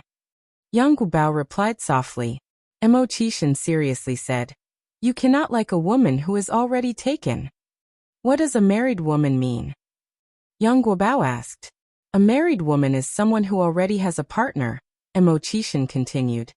Your sister Ai Yang is now my girlfriend, so you can't hug her. Why? Yang Guobao scratched his head. Mo Qishan bent over slightly, leaned into Yang Guobao's ear and warned softly with a smile. If I see you misbehaving around Ai Yang again, I'll punch you, okay? As he spoke those last words, Mo Qishan clenched his fist. Yang Guobao was already a little scared of Mo Qishan, and that threat turned his face pale. He had seen Mo Qishan make a little boy who was bullying Mo Hudi cry. After that incident, the little boy and his entire family moved away. Ai Yang, who was standing behind, asked, Mo, what are you saying to Guobao? Mo Qishan gave a fatherly smile, gently stroked Yang Guobao's head, and said, I was just saying how quickly Guobao is growing. It has only been a few years, and he's already this big. Wang Meifeng walked in and laughed. Exactly, Guobao has grown quite a bit recently. Yang Guobao, scared, quickly hid behind Wang Meifeng. Mamma mia! Uncle Mo 6 is too scary. He can lie so calmly with his eyes wide open. Guobao, why are you being shy? Ai Yang raised an eyebrow. Yang Guobao peeped out from behind Wang Meifeng. Sister Ai Yang, are you okay? I'm fine. Ai Yang waved him over. Guobao, come here. Yang Guobao walked over, no longer daring to hug Ai Yang affectionately as before, and just stood there properly. Mo Qishan was finally satisfied. 3 days later, Ai Yang was officially discharged from the hospital. To avoid trouble, Ai Yang specifically didn't let Ai Tsuehua drop her, because it wasn't a big deal. Instead of riding a bicycle this time, Mo Qishan had Wu Daming drive Ai Yang home. Sixth sister-in-law, congratulations on your discharge. Thank you. The car moved rapidly, and they arrived at the Ai family's courtyard in no time. To welcome Ai Yang back, Ai Tsuehua had prepared a brazier at the gate. In the eyes of the older generation, the hospital is a very bad place because it's often associated with death, and hence has heavy energy. Stepping over the brazier is considered auspicious and can turn bad luck into good luck, signifying getting away from misfortune and bringing prosperity. After stepping over the brazier, they would also take a peachwood branch dipped in water to sprinkle on the body, to dispel evil spirits. After everything was arranged, Mo Qishan lit the firecrackers handed by Ai Tsuehua. Ai Yang walked out from amidst the smoke, laughing. Mom, it's just a discharge. You don't need to make such a fuss. Ai Tsuehua replied. Although you seem to have only suffered a minor injury this time, if you had been a bit unluckier, I might not have seen you again.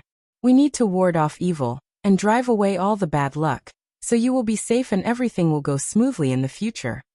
It was only recently that Ai Tsuehua found out that Li Xianxian had been carrying a 40 centimeters long fruit knife that day. If the knife had gone in a little deeper, would she still be able to see Ai Yang? Just thinking about it frightened Ai Tsuehua. Tweet. A black bird flew from the osmanthus tree in the yard to Ai Yang's shoulder. Duo. Ai Yang stroked its little head. Duo affectionately nuzzled Ai Yang's palm. Then Ai Tsuehua came to her senses and invited Mo Qishan and Wu Daming in. Xiao Wu, come in and sit. The two of them followed Ai Tsuehua inside. Mo Qishan had visited the Ai family many times. and had already considered himself as part of the family. He began pouring tea for Wu Daming. Wu Daming was pleasantly surprised. "Thank you, Brother 6. Chapter 504. Boss, where is your obsessive cleanliness? You look a lot like Mrs. Zhang when she was young _1. Wu Daming has been following Mo Qishan for such a long time, but he had never seen Mo Qishan so humble before. Except when he encountered An Yang. Wu Daming picked up his cup and took a sip of tea. His heart was filled with emotions. An Hua brought a dish of green apples and sunflower seeds to him. "Xiaowu, here are some apples and seeds for you. Please help yourself." "Thank you, Auntie." Wu Daming immediately put down his tea and expressed his gratitude. An Hua continued, "Xiaoma, let Xiaowu have some food. He's too shy to eat." "Sure, Auntie." Mo Qishan nodded and handed a green apple to Wu Daming. The moment An Yang returned home, she went to her room to check. After staying 5 days in the hospital, she found her room very tidy and completely dust-free, thanks to An Hua's cleaning. A white June snow tree peeked in from the window, releasing a light fragrance. Underneath the window lay a desk with a pile of thick books and an old-style military green lamp on the left. Next to it was a pen holder filled with all sorts of blue and black pens and fountain pens. Next to it was a very large wardrobe with a full-length mirror mounted on the door. The arrangement was simple, but exuding a heartwarming appeal. "Home is always the most comfortable place," An Yang sighed, closing her eyes and taking a deep breath of the surrounding air. "Yang. Mo Qishan walked in from the outside. "Do you have any band-aids here?" Band-aids were introduced to China in the 1940s, but it wasn't until the 1970s that they really hit the market. As An Yang was a doctor, she kept band-aids at home. "Band-aids." An Yang frowned slightly. "Did someone get hurt?" Wu Daming accidentally cut his finger while peeling an apple. Mo Qishan replied. "Is everything okay? How deep is the cut?"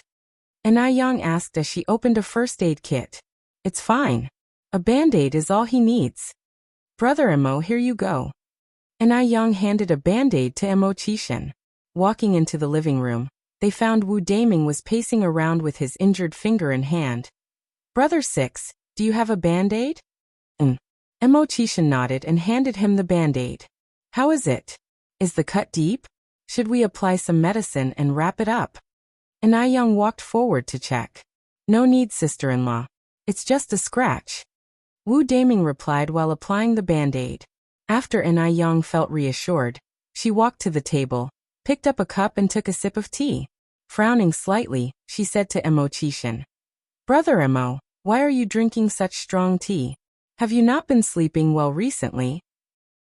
Considering that Mo Qishan had been sleeping on the hospital couch for the past few nights, it would have been natural for him not to sleep well.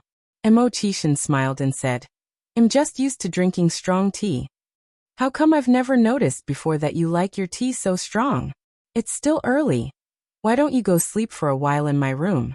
I'll wake you up when it's time for lunch." An Yang ushered Mo Qishan towards her bedroom. "I'm not sleepy." "You are." An Yang did not give him a chance to refuse, and directly pushed Mo Qishan to sit on the bed in her room. "Go to sleep now. It's only 8:30. We eat lunch at 12. You can sleep at least for another 3.5 hours. "I'm really not sleepy." Mo Qishan laughed helplessly. "Just go to sleep." An Yang pressed down his shoulder. She was about to take off his shoes, but Mo Qishan immediately sat up and said, Yang, I said I'd go to sleep. I can take off my shoes myself." Mo Qishan said and started taking off his shoes.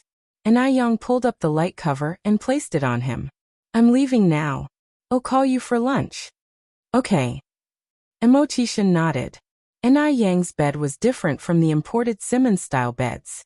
Her bed was a carved frame bed with a top and 4 posts. The bed seemed like a small house. The frame was made of mahogany and was carved with simple patterns, which made it look exceptionally secure. Underneath the bed sheet was a layer of dry straw. Lying on it felt soft, and a faint sweet scent of straw lingered around, just like the scent on An Yang, very pleasant to his nose. The thought that this was An Yang's bed and the blanket had been used by her excited Mo Qishan. He pulled the blanket over his face and deeply inhaled its scent. He fell asleep without realizing it. He had a great sleep until Young woke him up for lunch. Lunch was splendid, including braised pork, mapo tofu, boiled fish, cold noodles, and tomato and egg soup. Yang's culinary skills were impressive. Even an ordinary dish like the braised pork had an extraordinary taste when she cooked it. Chapter 505. Boss, where is your obsessive cleanliness? You look a lot like Mrs. Zheng when she was young _2. Wu Daming gobbled down 3 large bowls of rice enthusiastically, speaking with his mouth full. This is so delicious. You are an incredible cook, sixth sister-in-law. Yin smiled. If you enjoy the food, eat as much as you want, don't be shy.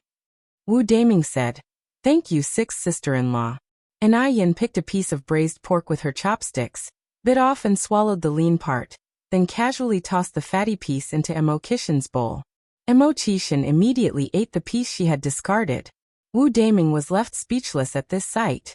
He originally assumed Mo Qixin would toss the piece aside. Unexpectedly, not only did Mo Qixin eat it readily, he appeared to enjoy it immensely. How extraordinary was that? Did Qixin not have a cleanliness obsession? When did his aversion to unclean items gets resolved? At this point, Wu Daming looked utterly bewildered. Upon noticing his reaction, the curious Yin looked up and asked, Wu Daming, is something wrong? Are you feeling unwell? No, not at all. Wu Daming shook his head vigorously, then dismissively said, I'm just feeling too full. Pathetic, muttered Mo Qixin. Wu Daming, if you're so dignified, why are you eating your wife's leftovers? After they had finished eating, Yin saw off Mo Qixin and Wu Daming. Wu Daming very prudently walked up ahead, allowing Yin and Mo Qixin to linger behind. Yin said, Brother Mo, come to my house for lunch the day after tomorrow. Mo Qixin nodded. Okay. Soon they reached the village entrance, where the black luxury car was parked beneath the large banyan tree. At first, when a luxury car was parked at the village entrance, the villagers were very curious and even crowded around to have a look. After all, cars were a rare commodity during that era. However, as the car made more frequent appearances, the villagers became accustomed to the sight. Time flew quickly and little Yun's birthday was only 1 day away. Yun planned to celebrate little Yun's birthday wholeheartedly, so she started preparing the birthday cake today. Actually, there were already cake shops in Beijing at this time, but the custom-made designs all looked the same. Either it would be a big immortal peach or an old-fashioned flower, and they were all made with food coloring and cream, so it wasn't healthy. Hence, Yin decided to hand-make a cake. Yin is a person of strong execution. She immediately rolled up her sleeves and got to work in the kitchen. The first step in making a cake is kneading the flour. Mix eggs and milk into the flour, add yeast to knead it into dough. Let it ferment naturally for about 5 hours, and it's ready for baking. Even though Yin didn't have an oven, she had a bread kiln. As long as the temperature was well controlled, the bread kiln could also be used to bake cakes. After kneading the dough, Yin started making the cream. Making cream at home is simple. All you need is eggs, milk, edible oil, and granulated sugar. First, separate the egg whites, put them in a bowl and stir in the same direction. When more foam is stirred, add milk, edible oil, and granulated sugar to continue stirring for more than 20 minutes, letting the liquid in the bowl become a thick paste, and the cream is done. After Yin finished making the cream, she stored it in the refrigerator. By now, their home was equipped with all the 4 major appliances. These 4 major appliances are TV, refrigerator, air conditioner, washing machine. There was no air conditioner at this time, so it was replaced by a window unit. Mo Qixin gave these 4 major appliances when the roof beam was put up. Currently, only the refrigerator was being used. Both the refrigerator and the window air conditioner were installed in the new house. Yin planned to move into the new house in another month. After lunch, Yin took a plastic bucket and went to the creek at the foot of the mountain. This creek maintained water flow all year round. Even in the dry season, when all the rivers dried up, the creek remained unchanged. In an era where there was no pollution from factories, the creek water was crystal clear. You could see the rainbow fish and small fish swimming around. Such a scene was only visible in the 80s and 90s. As factories popped up in later years, all the streams turned into drain ditches. And Yin came here this time not to catch fish, but to pick up snails and catch crabs to provide an additional meal for little Yun's birthday tomorrow. The flavor of snails and crabs bred in the creek was much better than those from the river. It's not a taste that one could find at a night market food stall in later years. And Yin put the plastic bucket on a big rock, rolled up her trouser legs, stepped barefoot into the creek. The shallow water just covered her ankles. It was easy to pick up snails. A casual touch could feel a handful of them. Chapter 506. Boss, where is your obsessive cleanliness? You look a lot like Mrs. Zheng when she was young_3. Catching crabs was tougher, requiring overturning each rock individually. Normally, only one crab would hide under a single rock. However, because no one usually caught them, Yang spent 3 hours catching over 30. Together with the snails, they filled almost half of the bucket. Not being greedy, Yang decided to return, believing there was enough to eat. The snails and crabs both had to be left in clean water overnight. After they had disgorged any mud or sand, they could be cooked the next day. The next day, Yang woke up early. She delivered the new clothes that she secretly bought days ago to Quihua's room. Happy birthday, little Union. Do you like this dress? Sister hug. Seeing Yang, little Yun stretched her arms out for a hug. Tsuehua smiled and said, Union has too many clothes already. Why are you buying her more, Yin? Stop wasting money. Yang replied, Today is Yun's birthday, of course. She needs to wear a new dress. Mom, hurry up and help Union try on the dress. The dress was a red set with the word Fu, which means luck, printed on it. It looked very festive. Coupled with little Yun's chubby stature, she looked just like a little Fua, good luck doll. When she put it on, little Yun, now in her new dress, was ecstatic and couldn't stop giggling. She gurgled, Pretty, pretty. Yun, quickly thank your sister. Thanks, sister. Typically, birthday feasts are at midday. Therefore, after breakfast, Yang began baking the cake. The dough, kneaded and prepared the day before, rose very well. Just as Yang placed the mold into the oven, voices could be heard outside. Sister Yang. The voices arrived before the people. Young Guobao and Mo Hudi, 2 little fellows, charged in from outside. Guobao Xiaodai. Mo Hudi rushed over and hugged Yang, while Yang Guobao strategically stood aside, correcting her. Sister Yang, we agreed that you should call me Debao. How could you forget?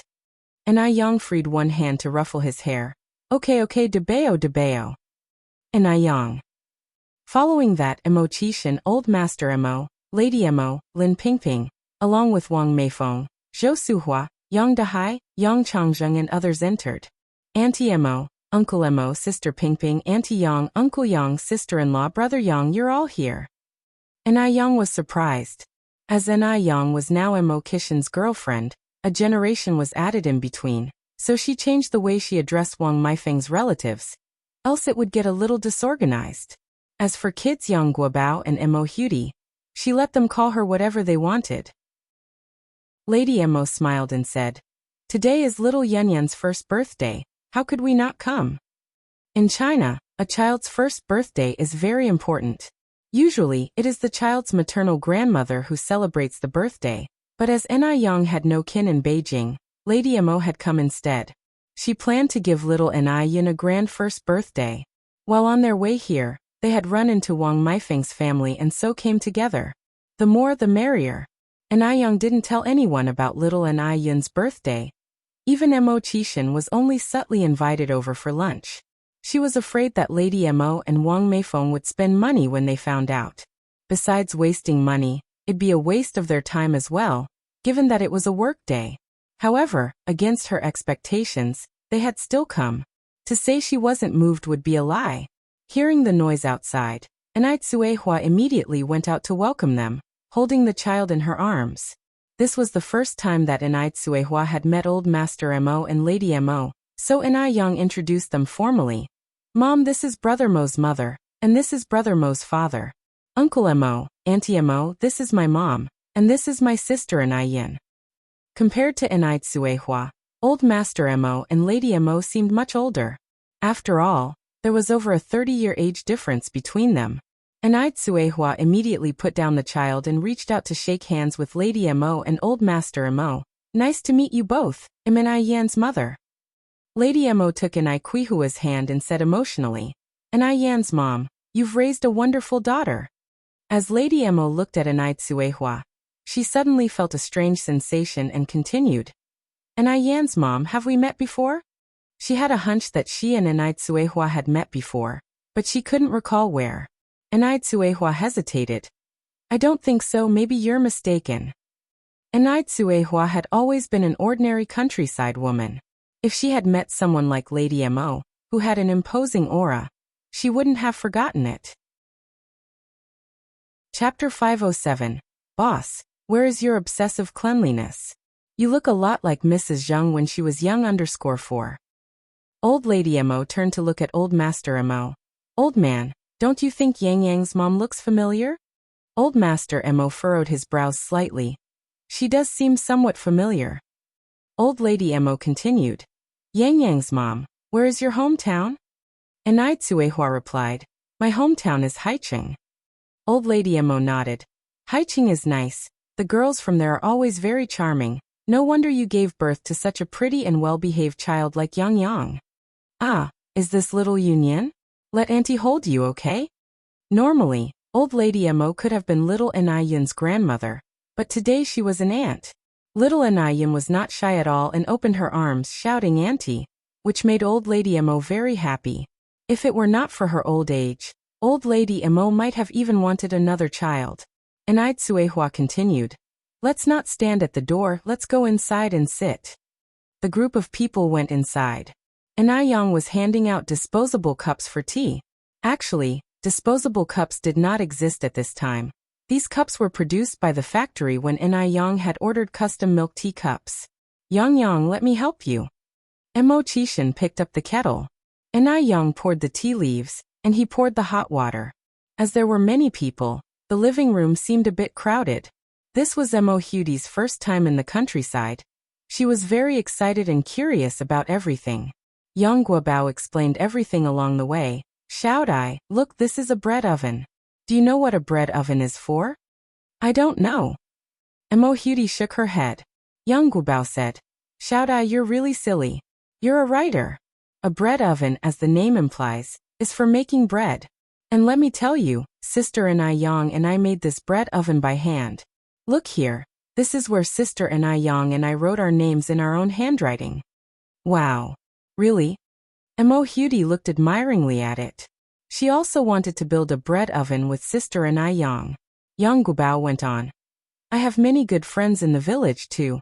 Come on, Xiaodai, I'll introduce you to my good friends. Okay. Mo Hudi happily followed Yang Guobao's footsteps. Yang Guobao took Mo Hudi to the secret base where everyone often played together. Xiaohua, Penghu Guochang, Xiaoshuan, Zhuzi Yueyang. Let me introduce you, this is my good friend Mo Hudi. You can call her Xiaodai. The village children all greeted Mo Hudi in a friendly manner. After hellos, Yang Guobao suddenly realized something was amiss. Scratching his head he said, Hey, where's Gooden? Gooden is at home doing homework. Penghu replied. Yang Guobao exclaimed in surprise. Gooden is being diligent today. Penghu chuckled. His father beat him. No wonder. Yang Guobao continued. You guys play first, I'm going to take Xiaodai to find Gooden. As Yang Guobao led Mo Hudi in the direction of Gooden's home, he introduced her. Xiaodai, Gooden is my best brother. We are both boys of the dog generation. Oh. Mo Hudi nodded. In a short while they reached Gooden's house. Gooden! Gooden! Yang Guobao stood outside and shouted. Soon Gooden came out running gleefully, cheering happily. Debao, you're here. The two brothers warmly embraced each other. Gooden, let me introduce you. This is my good friend Mo Hudi. You can call her Xiaodai. Xiaodai, this is Gooden. Hi Gooden. Xiaodai. The bond between children is quite simple and pure, without much calculation. In no time, Mo Hudi had joined in the play, even learning how to mold clay into people and houses. For the first time in her life, Mo Hudi discovered that there were things more fun than writing. This feeling was awesome. I family home. I Yang was busy in the kitchen, with Mo Chishan helping on the side. I Tsuehua was taking care of the children while entertaining the guests. Originally, Lin Pingping and Wang Meifeng wanted to help in the kitchen. But seeing how well I Yang and Mo Chishan were working together, they quietly left. A couple getting along so well, if they had stayed, they would have become third wheels. For lunch, I Yang prepared 4 cold dishes, 3 stir-fries, a soup, and a huge pot of grilled fish. Because there were many people, if only stir-fried dishes were made, by the time each dish was fried and brought to the table, they would already be cold and tasteless. Chapter 508. Boss, where is your obsessive cleanliness? You look a lot like Mrs. Zheng when she was young _5. A pot of grilled fish with all the side dishes, delicious and convenient. The cold dish was sour and spicy ear mushrooms, pickled chicken feet, then smashed cucumber and spinach mixed with vermicelli. The stir-fried dishes were spicy crab, spicy fried river snails, and sautéed green beans with river prawns. Then a winter melon and kelp pork rib soup. Eating more kelp and winter melon in the summer is said to have slimming and whitening benefits. After preparing all the dishes, I Yang stewed the grilled fish with sides in the pot. Then she began making the cake. The cake base from the bakery oven was beautiful, golden and fragrant, making one's mouth water. Mo Chishan exclaimed in surprise. Yang, are you making your own birthday cake? Chim. I Yang nodded her head, cutting a piece of the cake and stuffing it into Mo Chishan's mouth. Brother Mo, taste if it's good or not. The bite was soft, with a strong milky fragrance. It was fluffy and melted in the mouth. It was sweet, but not too rich, incomparably more delicious than the ones sold outside. Delicious? Mo Chishan nodded his head. That's good. I Yang took out cream, fruits and cocoa sauce to start decorating the cake. I Yang had baked 4 cake bases, intending to share with the village children. That meant she was making a 4-layered cake. She spread cream and cocoa sauce evenly on each layer, then topped with diced mango and strawberries. On the top layer, she decorated it with cute little cherries, before writing happy birthday with strawberry sauce. And just like that, a gorgeous birthday cake was completed. Simple, beautiful and still delicious.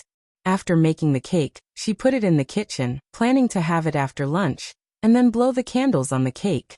1 table wasn't enough for everyone at noon, so I Yang combined 2 tables into 1. Everyone chatted while eating, happy and content. After the meal, I Yang and Mo Chishan carefully moved the cake to the center of the table. Wow, such a beautiful cake. Yang, I heard from Lao Lu that you made this cake yourself? I Yang nodded. Yes, that's right.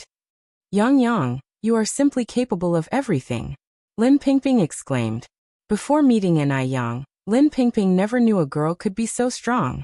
I Yang changed her perception of women and allowed her to see herself properly. If it weren't for I Yang, she wouldn't be where she is today.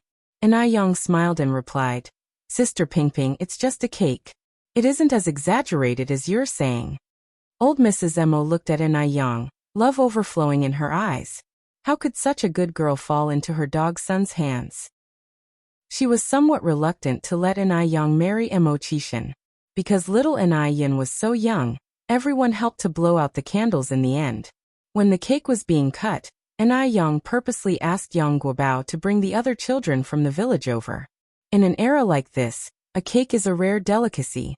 Normally, when a child's birthday comes around, they'd be lucky to have a hard-boiled egg. Whoever heard of having a cake?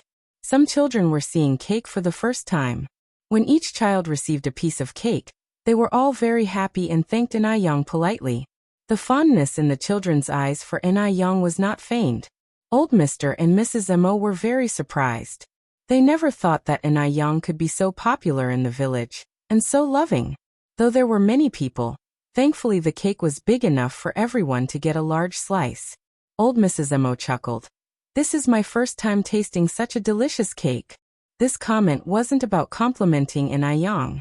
I Yang was a good baker, her cake was not too sweet or greasy, and there were fruits sandwiched in the middle. It tasted uniquely delicious, something one could not find in any cake shops of that era. The rest of them nodded in agreement. Even Wang Meifeng, who usually doesn't have a sweet tooth, ate a whole piece. They stayed at the Ni families until dusk before returning home. That night, Old Lady Mo and Old Man Mo sat on the bed chatting. Old man, Yang Yang's mom is really a good person, and she's beautiful. It's a pity that she became a widow at such a young age. As a woman, Old Lady Mo knew how difficult it was to be a single mother.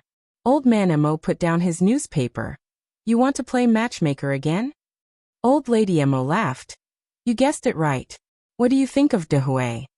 Old Man Mo hesitated for a while, then said, De Hui is a man of good character, his family background is decent, and he is a university professor. Indeed, he's quite a catch. But I don't know if he would be interested in Yang Yang's mom.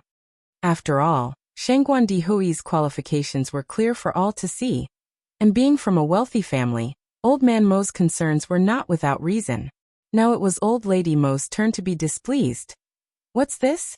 Shangguan De Hui isn't good enough for Yang Yang's mom? Yang Yang's mom is attractive, has a great figure, is educated. If anyone is to reject the other, it would be Yang Yang's mom rejecting Shangguan De Hui. In Old Lady Mo's eyes, Anai Tsuehua was perfect. She was beautiful, sophisticated, and a few years younger than Shangguan De Hui. After being scolded by Old Lady Mo, Old Man Mo immediately admitted defeat. Yes, you are always right. Indeed I am. Old Lady Mo tossed back the covers and got off the bed. I'm calling Mrs. Lin right now. The Mrs. Lin that Old Lady Mo mentioned was a publicly recognized matchmaker in their circle. She loved matchmaking in her spare time. Not long after, Old Lady Mo returned looking dejected. Old Man Mo looked up. What happened? What did Mrs. Lin say? Old Lady Mo sighed. We were too late. Mrs. Lin has already introduced her niece to Da Hui. Apparently, they both left good impressions on each other, and are about to meet their parents to get engaged. Really? What a coincidence. Old Man Mo was a bit surprised. Precisely. Old Lady Mo continued. You know, Sufan has been gone for so many years, and De Hui never thought about finding a new wife. But why did he suddenly decide to marry now? Could it be that he found Daya? Old Lady Mo had a good relationship with Old Lady Shangguan, so she knew about Daya. Old Man Mo shook his head. I don't think so. Didn't you say Mrs. Lin introduced her niece to Da Hui? How could their niece become Daya? Let's change the subject. We'll find a good match for Yang Yang's mom one day. Old Lady Mo continued. Oh, old man, have you noticed that Yang Yang's mom looks like someone? Who? Old Man Mo asked without lifting his head. Like Aching. Old Lady Mo said. Aching is the childhood name of Mrs. Zheng. Old Man Mo frowned. Old Lady Mo went on. Don't you think that the more you look at Yang Yang's mom, the more she looks like Aching when she was young? Old Lady Mo and Mrs. Zheng were like sisters. They grew up together. Now that Mrs. Zheng was old and didn't look like her young self anymore, only Old Lady Mo knew that Anai Tsuehua resembled Mrs. Zheng in her youth. Upon hearing this, Old Man Mo slowly became serious. Yes, she does look somewhat like her. Could it be possible that Yang Yang's mom is Ting Ting? Old Lady Mo questioned. I guess not. Old Man Mo muttered. By the way, where did Yang Yang's mom say she was from this morning? Haicheng. Old Lady Mo remembered clearly. Haicheng is thousands of kilometers away from where Ting Ting was lost. It seems unlikely. 30 years ago, when transportation was underdeveloped, it would take several months to cover a distance of a few thousand kilometers. Chapter 509. Training Class. Mrs. Shangguan exposes the true faces of Lin Fang and her mother _1. Madame Mo said, So, I also found it strange. Yang Yang's mom looks a lot like Aching, but the location doesn't match. How could a 3-year-old child travel thousands of kilometers alone? It wasn't likely for human traffickers either, because in those times, there were abandoned baby girls everywhere, so why would traffickers steal a baby girl? If they were going to steal, they should steal a baby boy. Did you ask how old Yang Yang's mom is today? The old master Mo continued. No, I didn't, said Madame Mo. I'll go ask Lulu. Having said that, Madame Mo turned around and walked towards Mo Kishin's room. Lulu. Madam Emo knocked on the door. Mom. It took a while before Emo Chishin finally opened the door. Lulu, I want to ask you something. Madam Emo spoke while walking in. Go ahead. Emo Chishin pulled out a chair for Madam Emo to sit down. How old is your mother-in-law this year? Madam Emo asked straight away. Why do you ask this? Emo Chishin wondered. Madam Emo said, well, I've been thinking about introducing a match for your mother-in-law. Introduce a match? Emo Chishin looked at Madam Emo with a strange expression. He now had a little aunt who was still breastfeeding. Would they create a little uncle for him too? She was 36 last year, so she's 37 now. Emo Chishin poured a cup of tea for Madam Emo 37. Madam Emo calculated inside her heart. This age was just right for Zheng Tingting. So are there still people on your mother-in-law's side? Madam Emo continued to ask. According to Yang Yang, she seems to have an uncle, but he's in jail because he got into some trouble. Emo Chishin explained vaguely. Madam Emo nodded her head, and then said, so Yang Yang's maternal grandparents are gone then? Yes. Emo Chishin continued. Yang Yang's family situation is quite simple. Her paternal grandparents and father's side have also passed away. Madam Emo sighed. It hasn't been easy for Yang Yang. Losing so many loved ones at such a young age, now she not only has to support herself, but also her mother and sister. Most importantly, she was still able to make life so prosperous. Not all girls have such a bold spirit. Having said that, Madam Emo added, Lulu, you must treat Yang Yang well in the future. You are not allowed to bully her, okay? Madam Emo didn't know how many times she had said this. Emo Chishin nodded and smiled. Don't worry, I know. Well then, I won't disturb your sleep anymore. I'm going back. Madam Emo turned around and went towards the door. Emo Chishin saw her off. Mom, wait a minute. What is it? Madam Emo turned back. Emo Chishin continued. Who are you planning to introduce to my mother-in-law? Madam Emo said. I originally wanted to introduce Dehui to her, but Mrs. Lu said Dehui is about to get engaged to her niece. I'm still scouting someone. Oh, Emo Chishin nodded. After Madam Emo returned to her room, the old master Emo immediately asked, how is it? Madam Emo said, the age of Yang Yang's mom is similar to Ting Ting's, it's just that the family background does not match. Yang Yang's mom also has a brother at her house. And I Tsuehua grew up in the countryside. During those times the preference for boys over girls was even more severe, who would go and adopt a daughter for no reason. Maybe a family that was unable to bear children would. Old Master Emo continued. Stop worrying about these things, it's been so many years. If Ting Ting were still around, she would have been found. If not, there's probably not much hope. Madam Emo casually threw a pillow at Old Master Emo. Can you say something nice for once? What do you mean by no hope? What if Ah Ching hears this? How sad would she be? Old Master Emo rubbed his nose. Didn't you always say I have a prophet's mouth? Are you proud of that? Old Master Emo. Today is the birthday of Madame Shangguan, so the entire Shangguan family is gathered. But they're all just family. Because it wasn't her actual birthday, Madame Shangguan didn't want to make a big fuss.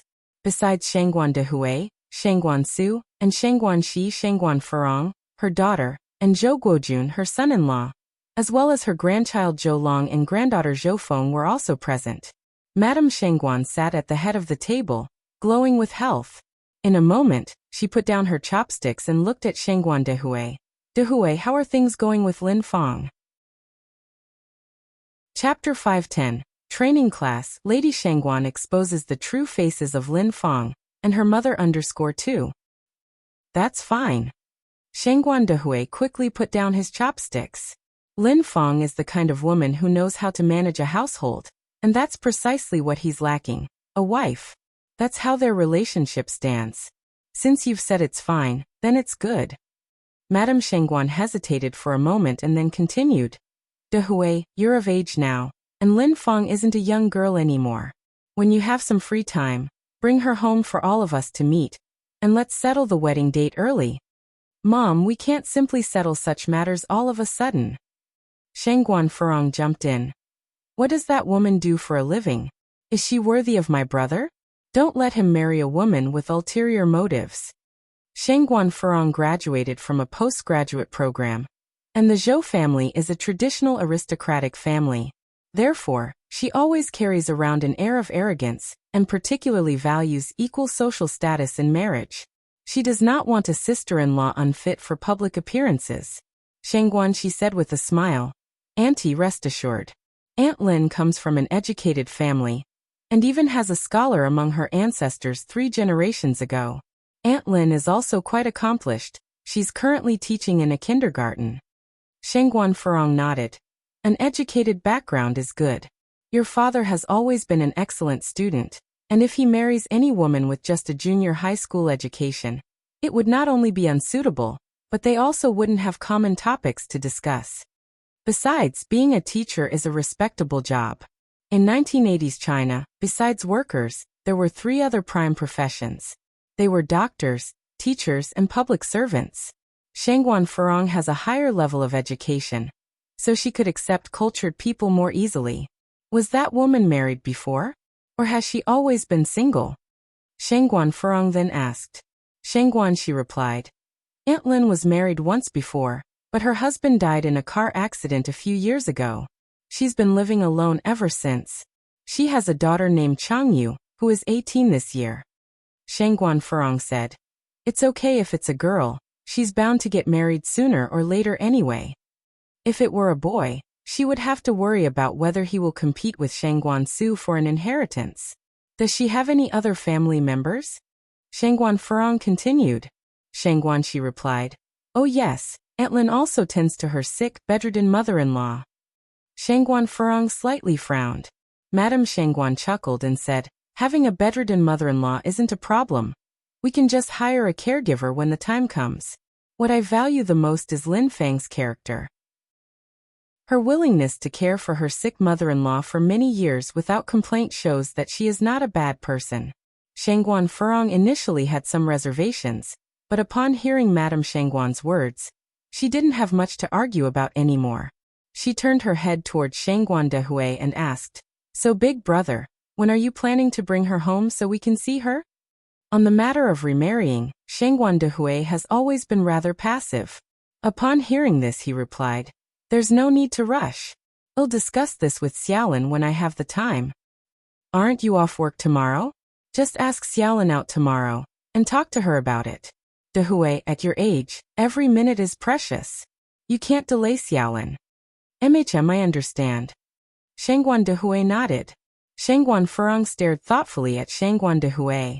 After dinner, she made a point to find Sheng Guandehui. Big brother. What is it? Sheng Guandehui looked at Sheng Guanfeng.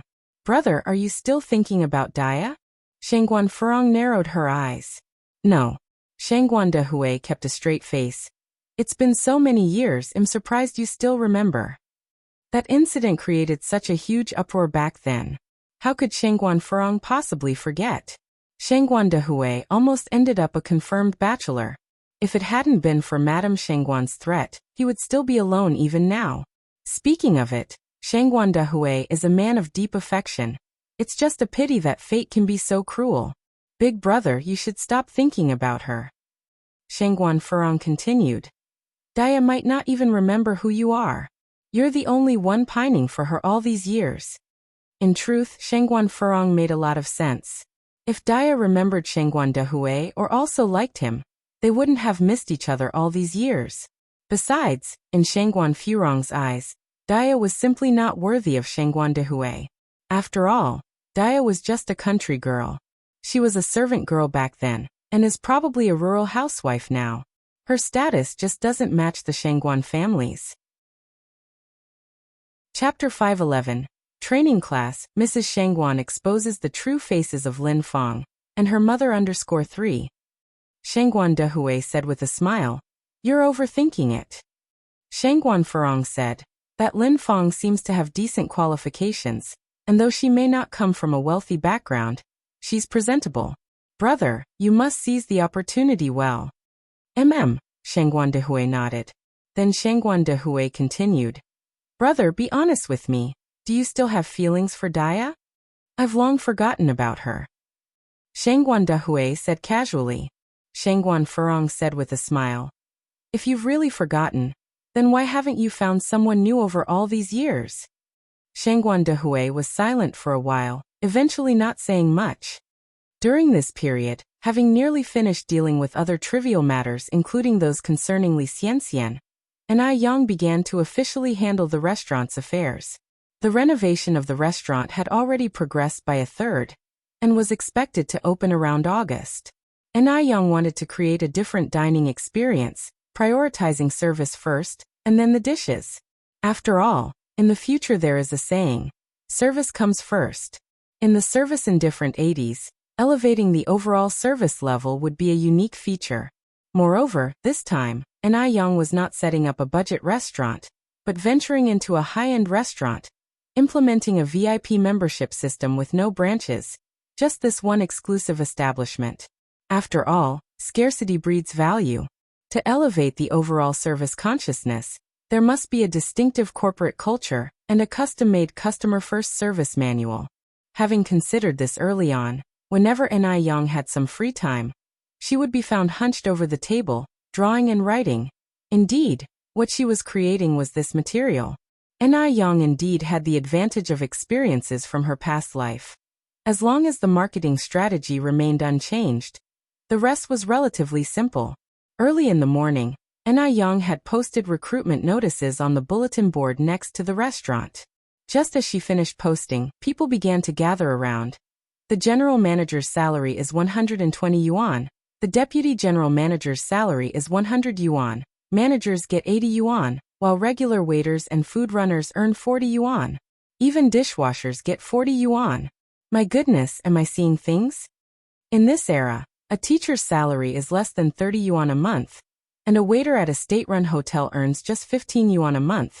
Yet here, a regular waiter's salary goes up to 40 yuan a month. How could people not be surprised? Ai Yang stood by and said with a smile, "You're not seeing things, it's really that much." If she wanted to offer a unique dining experience, naturally, she had to raise the wages. If everyone is getting the same salary, who would want to work themselves to the bone like a servant? An onlooking lady then asked, "Young lady, what is your role in this restaurant?" Ai Yang replied with a gentle smile, "I'm in charge of recruitment." The lady continued, "Young lady, then what position do you think would suit me?" "How old are you?" Ai Yang asked. "I'm 41 this year," the lady answered. Being 41 certainly wouldn't work for a front house position. Ai Yang said, "You could consider working in logistics." "What do logistics involve?" asked the curious lady. "That would be cleaning and dishwashing," Ai Yang explained. The lady nodded. "That could work. I might not be good at other things, but am good at washing dishes." In this era, private enterprises are scarce, and it's tough to get into state-owned units without connections. Even for a dishwashing job, the lady didn't expect that she could earn 40 yuan a month just washing dishes. It was almost like found money. Ai Yang handed the lady a form and a pen. "If you are interested, please fill this out, and join us the day after tomorrow morning for a medical checkup at the hospital to get a health certificate. The day after that, you can start the pre-employment training." Since Ai Yang was in the catering industry, health was very important. "A medical checkup?" The lady was stunned. "Young lady, this isn't some sort of trick to get me to do a health check, is it? A full body checkup costs a yuan." Ai Yang said with a laugh, "The costs will be covered by our restaurant. You won't need to pay a penny." "Really?" The lady was a bit skeptical. "Really?" Ai Yang nodded. "That's better," continued the lady. "So what's this training about? Is there a salary during the training period?" "The training period lasts a month, and the salary will be paid as usual." "Really?" The lady was somewhat incredulous. "Is there really such a great deal in the world?" Ai Yang smiled faintly and countered. "First, we aren't asking you for any money, and second, we don't want anything from you. What do you think I could deceive you out of? Besides, do you think Beijing's police would let me openly deceive people here?" Chapter 512. Training Class. Lady Shangguan exposes the true faces of Lin Fang and her mother _4. Joking aside, The police in Beijing are not to be trifled with. It's an era of severe crackdown. Who would dare to scam like this? Unless they want to serve a heavy sentence. After Yang explained this, the old lady immediately dropped her guard and began filling out the form. Seeing how quickly the old lady filled out the form, the second and third applicants approached quickly.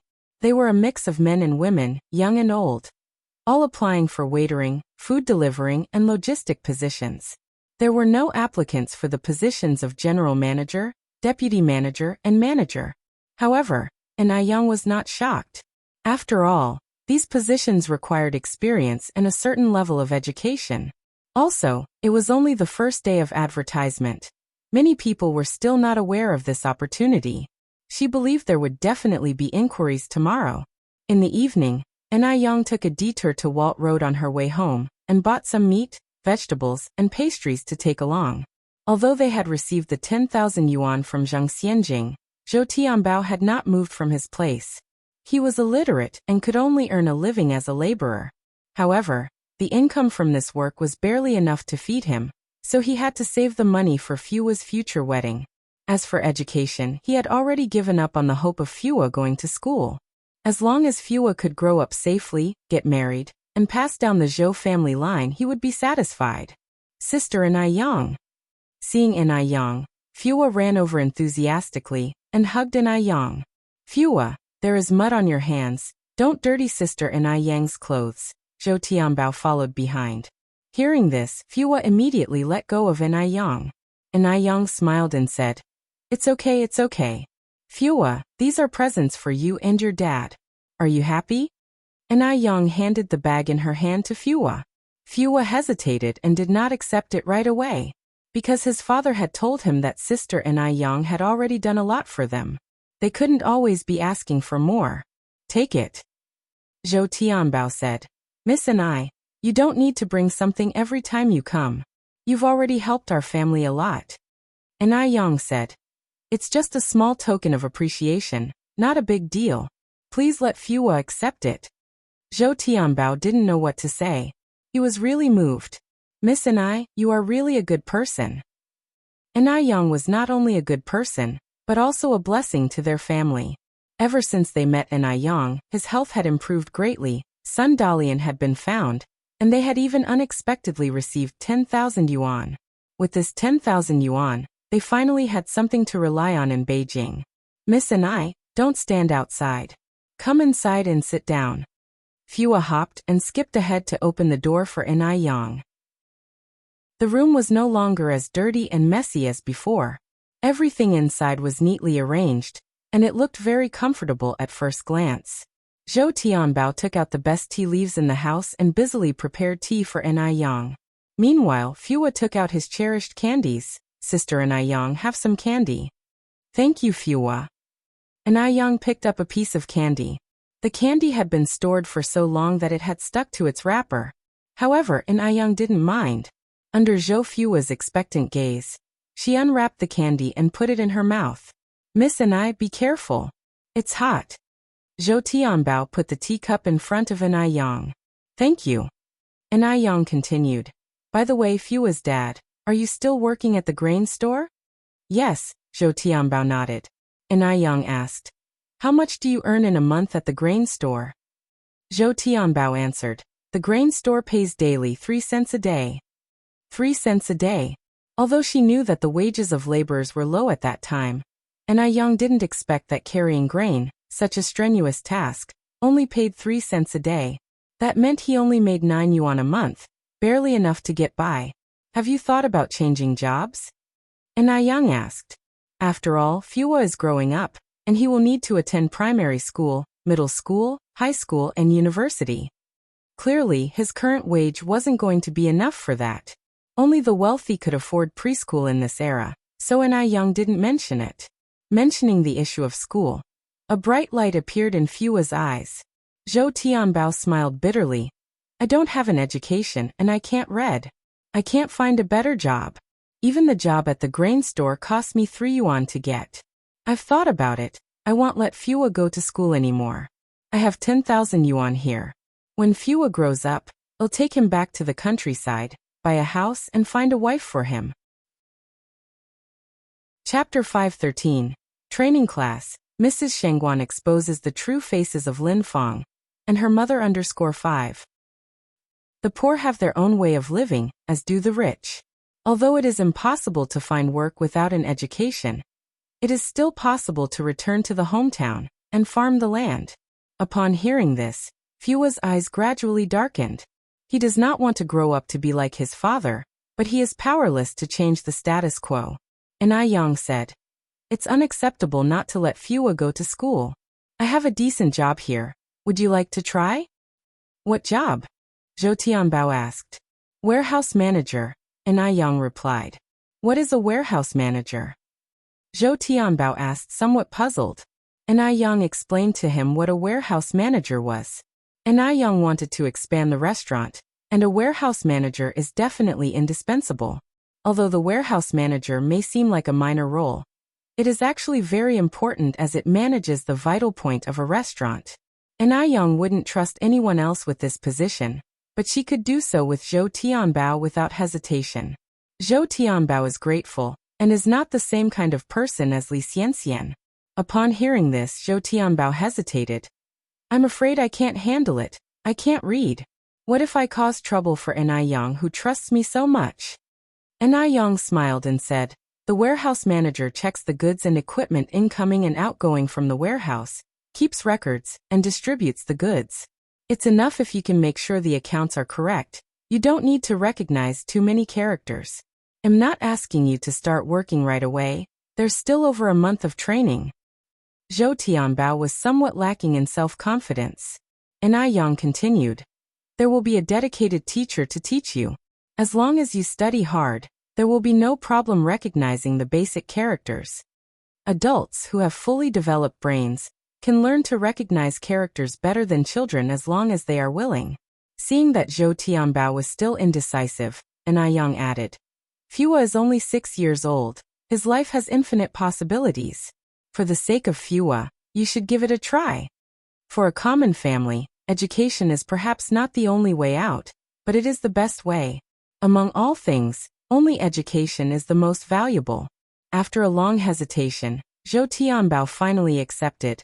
"All right, Miss, and I'll give it a try. Thank you for giving me this opportunity. Rest assured, I won't let you down." And Yang smiled and nodded. "That's a deal.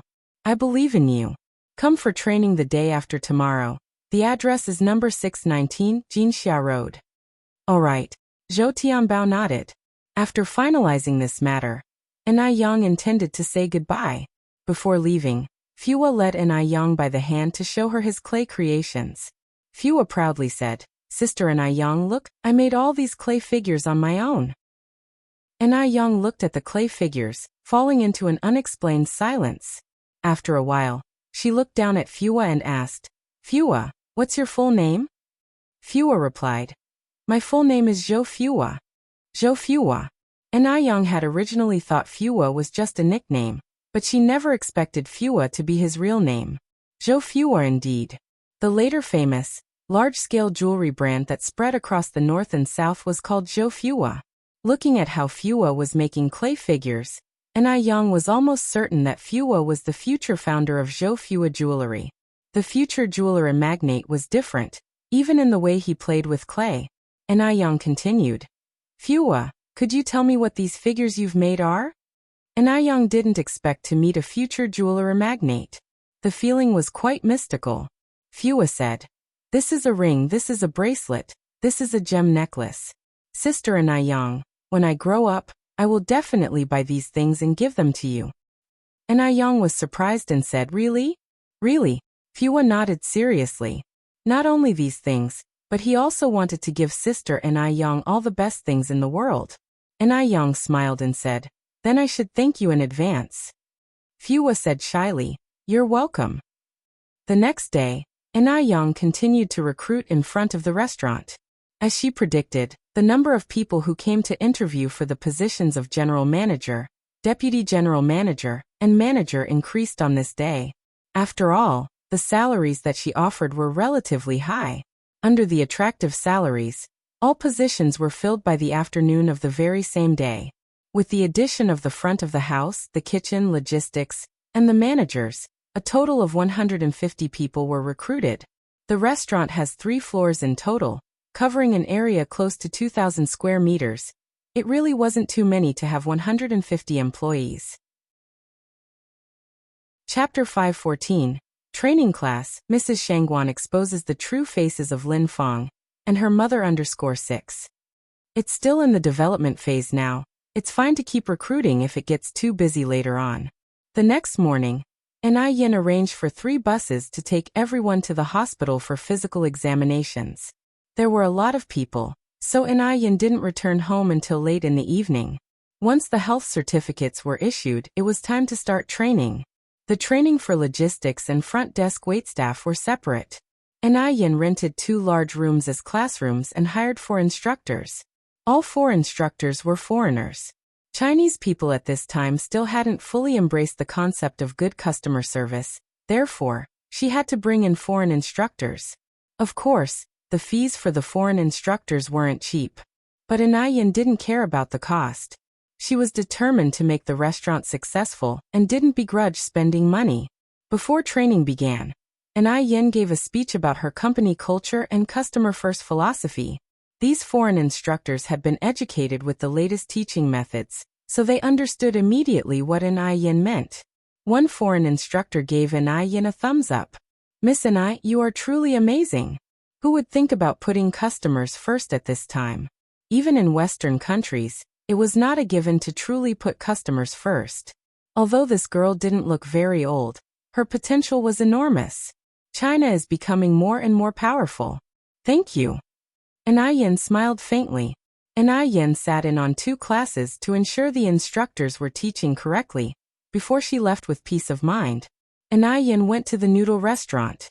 Just as she reached the entrance, she bumped into Madame Shangguan as she was leaving. "Yang, Madam." Yin greeted her with a smile. Madame Shangguan held Yin's hand. "Yang, I haven't seen you in quite some time. Where have you been lately?" Yin said, "I've been busy with some things recently, so I didn't come to the restaurant. I had some free time today, so I decided to visit." "Oh." Madame Shangguan nodded, then asked, "So does that mean you're free today?" "Yes." Yin nodded. Madame Shangguan continued, "Could you accompany me on a shopping trip? Xiaoxi isn't home today and Xiaoxiu is also unavailable." Yin, who liked Madame Shangguan dearly, agreed to accompany her, upon learning that she was alone. Together, they went shopping. They arrived at the clothing market, and Madame Shangguan asked, Yang, what should I wear when I meet my future daughter-in-law for the first time?" Yin looked at Madame Shangguan in surprise. Madame Shangguan explained, "Xiaoxiu and Xiaoxi's mother passed away early." With that explanation, Yin understood. She pointed at one of the clothes. "That date red one is pretty good." It was a date red silk blouse, elegant but trendy, very suitable for the elderly.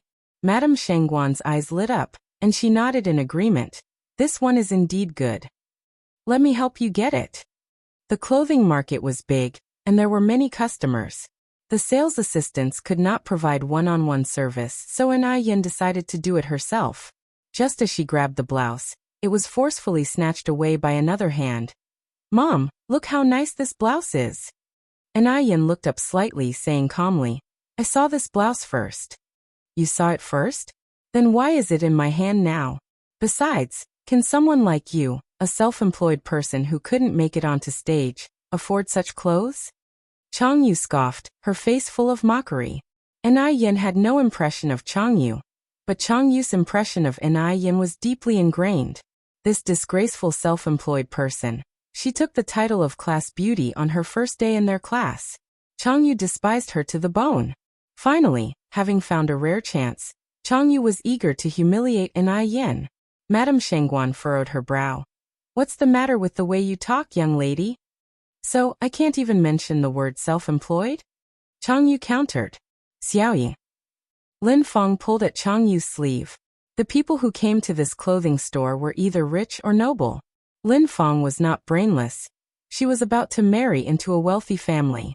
Offending people at this critical timing was not a good idea. Changyu knew what Lin Fong was worried about and whispered, That woman is a self-employed student who joined our class. You don't have to worry. A mere self-employed person. Was there any need to fear offending her? Upon hearing this, Lin Fong relaxed. Chapter 5:15. Teaching Dominance in Life. Traveling abroad _1. She was about to marry into a prestigious family, and a self-employed person like her was not worth her attention. Thinking this way, Lin Fong looked at An Yang with a surge of contempt. In her view, how could a self-employed person afford to shop in such a luxurious clothing mall? Even herself, before she hooked up with Shangguan Dehui, couldn't afford to shop in such a place.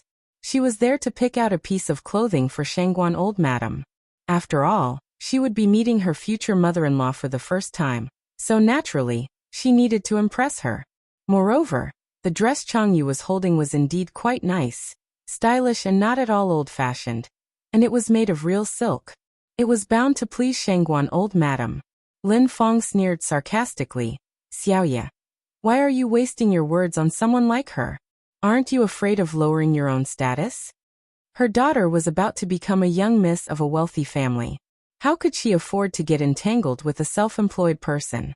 It would be a laughingstock if word got out. Let's not forget, the wealthy families take their social standing very seriously. Chang Yu, with a smirk on her face, hooked arm with Lin Fong and pointedly said, some people like to pretend to be wealthy. They have no idea where they are. Can a self-employed person like her afford this dress? Such an embarrassment.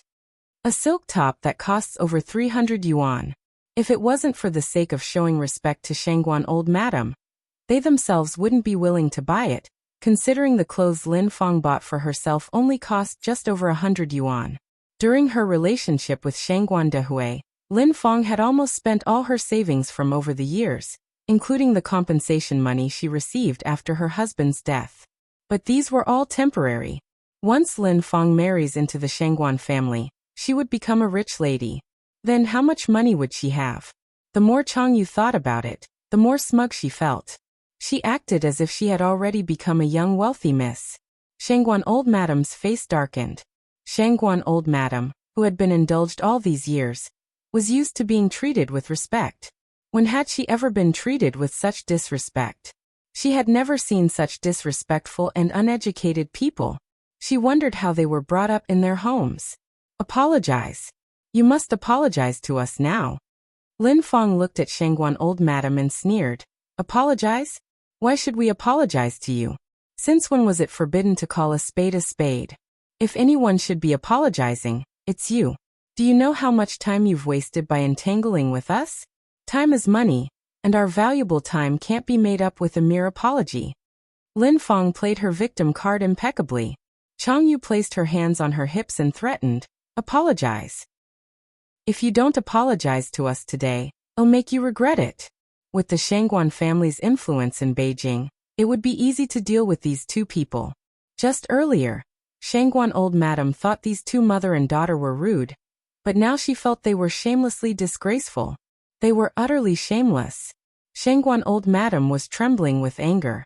It's not worth getting mad over such people. An Yang held Shangguan old madam's arm. Old madam, let's leave. You want to leave before apologizing to us? Chang Yu rudely extended her arm to block An Yang and Shangguan old madam's path. Don't overstep your boundaries. An Yang raised her eyes slightly, a hint of coldness in their depths, causing Chang Yu to flinch slightly. That was not the look of a mere self-employed person. It was slightly terrifying. But she was about to become the daughter of a rich family. How could An Yang compete with her? Thinking this, Chang Yu regained her courage, raised her hand and swung towards An Yang's face. You wench! Apologize or not. There were no salespeople or other customers here. If An Yang got slapped, she would have to swallow her grievances. Moreover, Chang Yu had long wanted to slap An Yang. Today, she finally got the chance to vent some steam. Although An Yang knew Chang Yu was targeting her, she was clueless about when she had crossed paths with such a character. There were 60 to 70 people in her new group, and she had only attended a few meetups. Apart from Han Xiuyu, who she was closest to, she had no recollection of anyone else. Smack! A crisp slap reverberated in the air. By the time Shangguan old madam and Lin Feng regained their senses, they saw Yang slowly retracting her hand from mid-air. She held Chang Yu's raised hand with a smile on her face. Since no one at home taught you how to behave, I guess I'll have to step in to do the job. Chapter 516. Dominance teaches how to be a human, traveling abroad _2. Her voice was soft, but her momentum was strong. She was like an elder scolding a youngster. Lin Feng covered her mouth in surprise, her eyes filled with terror. She never thought that the person who'd been slapped was Chang Yu. You dare to hit me? Chang Yu exclaimed in disbelief. Well, why not slap you? Don't agree with it? If there's a next time, it won't be as simple as a slap. She radiated audacity, shining brightly from head to toe, attracting attention. Do you know who I am? Staring at her, Yang said slowly. Even if you're the king's father, I won't hesitate to hit you. Chang Yu's almond eyes seemed to burn with fire. Yang, I tell you, my father is very powerful. I will make you regret what you did. You just wait. Hearing this, old lady Shangguan frowned slightly. She was thinking that Chang Yu's father must not be a good person either. Why else would he have raised a daughter like this? What a sad family. All right, I'll be ready anytime. Yang responded with a light smile. This is too much. Yang is really too much. Chang Yu wished she could kill Yang right then. You let me go. Chang Yu squirmed. At this moment, Lin Feng also snapped out of it and rushed over. Let my daughter go. Originally, Lin Feng wanted to call the police to get justice for her daughter, but she was headed to the Shangguan family in 2 days to recognize her relatives. This was a crucial time. It was better to avoid trouble. After all, there are many taboos in wealthy families. Moreover, they were not in the right here. Chang Yu was the first to act, and Yang was just defending herself. Get out! With those words, Yang grabbed Chang Yu's hand and flung her harshly. Chang Yu lost her footing and toppled onto Lin Feng. Then, Yang pulled out a plain white handkerchief from her pocket and carefully wiped her fingers. After cleaning one hand, she moved to the other, behaving as if she had touched something disgusting. After she finished, Yang balled up the handkerchief and threw it into a trash can 10 meters away, right in front of the mother-daughter duo. Chang Yu's already swollen face turned a shade of purplish red from anger. Madam, let's go. Yang cheerfully linked arms with old lady Shangguan, and they strolled off. All right. Old lady Shangguan happily followed Yang after seeing Chang Yu slapped. Pissed off, Chang Yu stomped her foot and tried to run after them, but Lin Feng held her back. Mom! Chang Yu was not satisfied. Was she just supposed to accept the slap? Lin Feng said, we're going to the Shangguan family the day after tomorrow. It's better to avoid trouble at such times. Also, the individual is not as easy to bully as you think. If it were really so easy to bully, Chang Yu wouldn't have been slapped. You just watched as I was bullied. Are you really my mom? Chang Yu screamed angrily. Lin Feng said, you're my daughter. How can I not be heartbroken when you're bullied? But now is not the time for revenge. In a few days, after I marry your uncle Shangguan, you can take revenge however you like. Lin Feng's words placated Chang Yu. Right. She just needs to endure for now. She will make Yang pay later. Chang Yu bit her lip and then asked, we're going to the Shangguan family the day after tomorrow. What should I do about the wound on my face? Let's pay for the clothes first. Then we'll go to the pharmacy and get some medicine. Once we're home, I'll put an egg on it for you. It'll be better in 2 days. All right. In a sense of helplessness, Chang Yu agreed. Just wait, when the time comes, she will disfigure Yang's face and make her regret today's actions. Lin Feng and Chang Yu went to pay for the clothes, and then visited the pharmacy. Meanwhile, Yang and old lady Shangguan arrived on the 2nd floor. Today's Yang surprised old lady Shangguan. She originally thought Yang could only tolerate being beaten.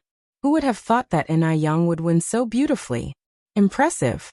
Really impressive. Young girls nowadays rarely have her kind of courage. Yang, did you learn martial arts?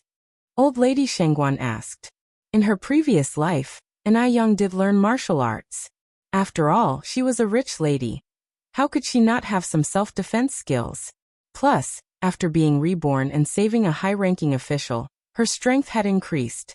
Actually, an Yang in her previous life wasn't this impressive. Chapter 517. Dominance teaches how to be a human. Traveling abroad _3. I've learned a bit of martial art, an Yang answered truthfully. Good, good. Lady Shangguan nodded in approval. It's indeed good for a girl to learn some self-defense skills. I'll have Xiaoxi start learning it when we get back home. An Yang smiled and nodded. Lady Shangguan continued. That mother-daughter duo just now was really troublesome.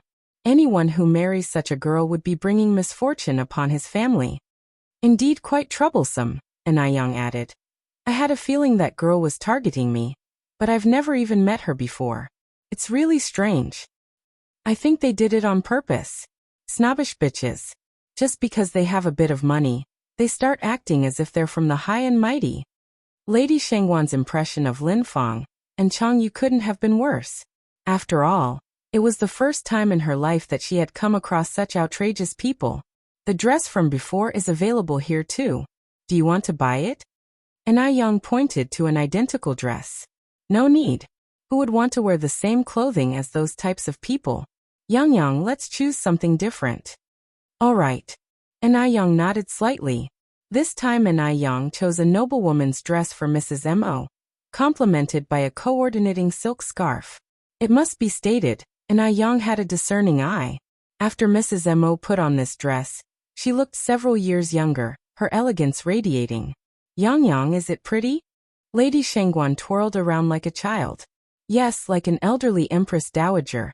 An Yang seriously complimented. Laughing, Lady Shangguan replied.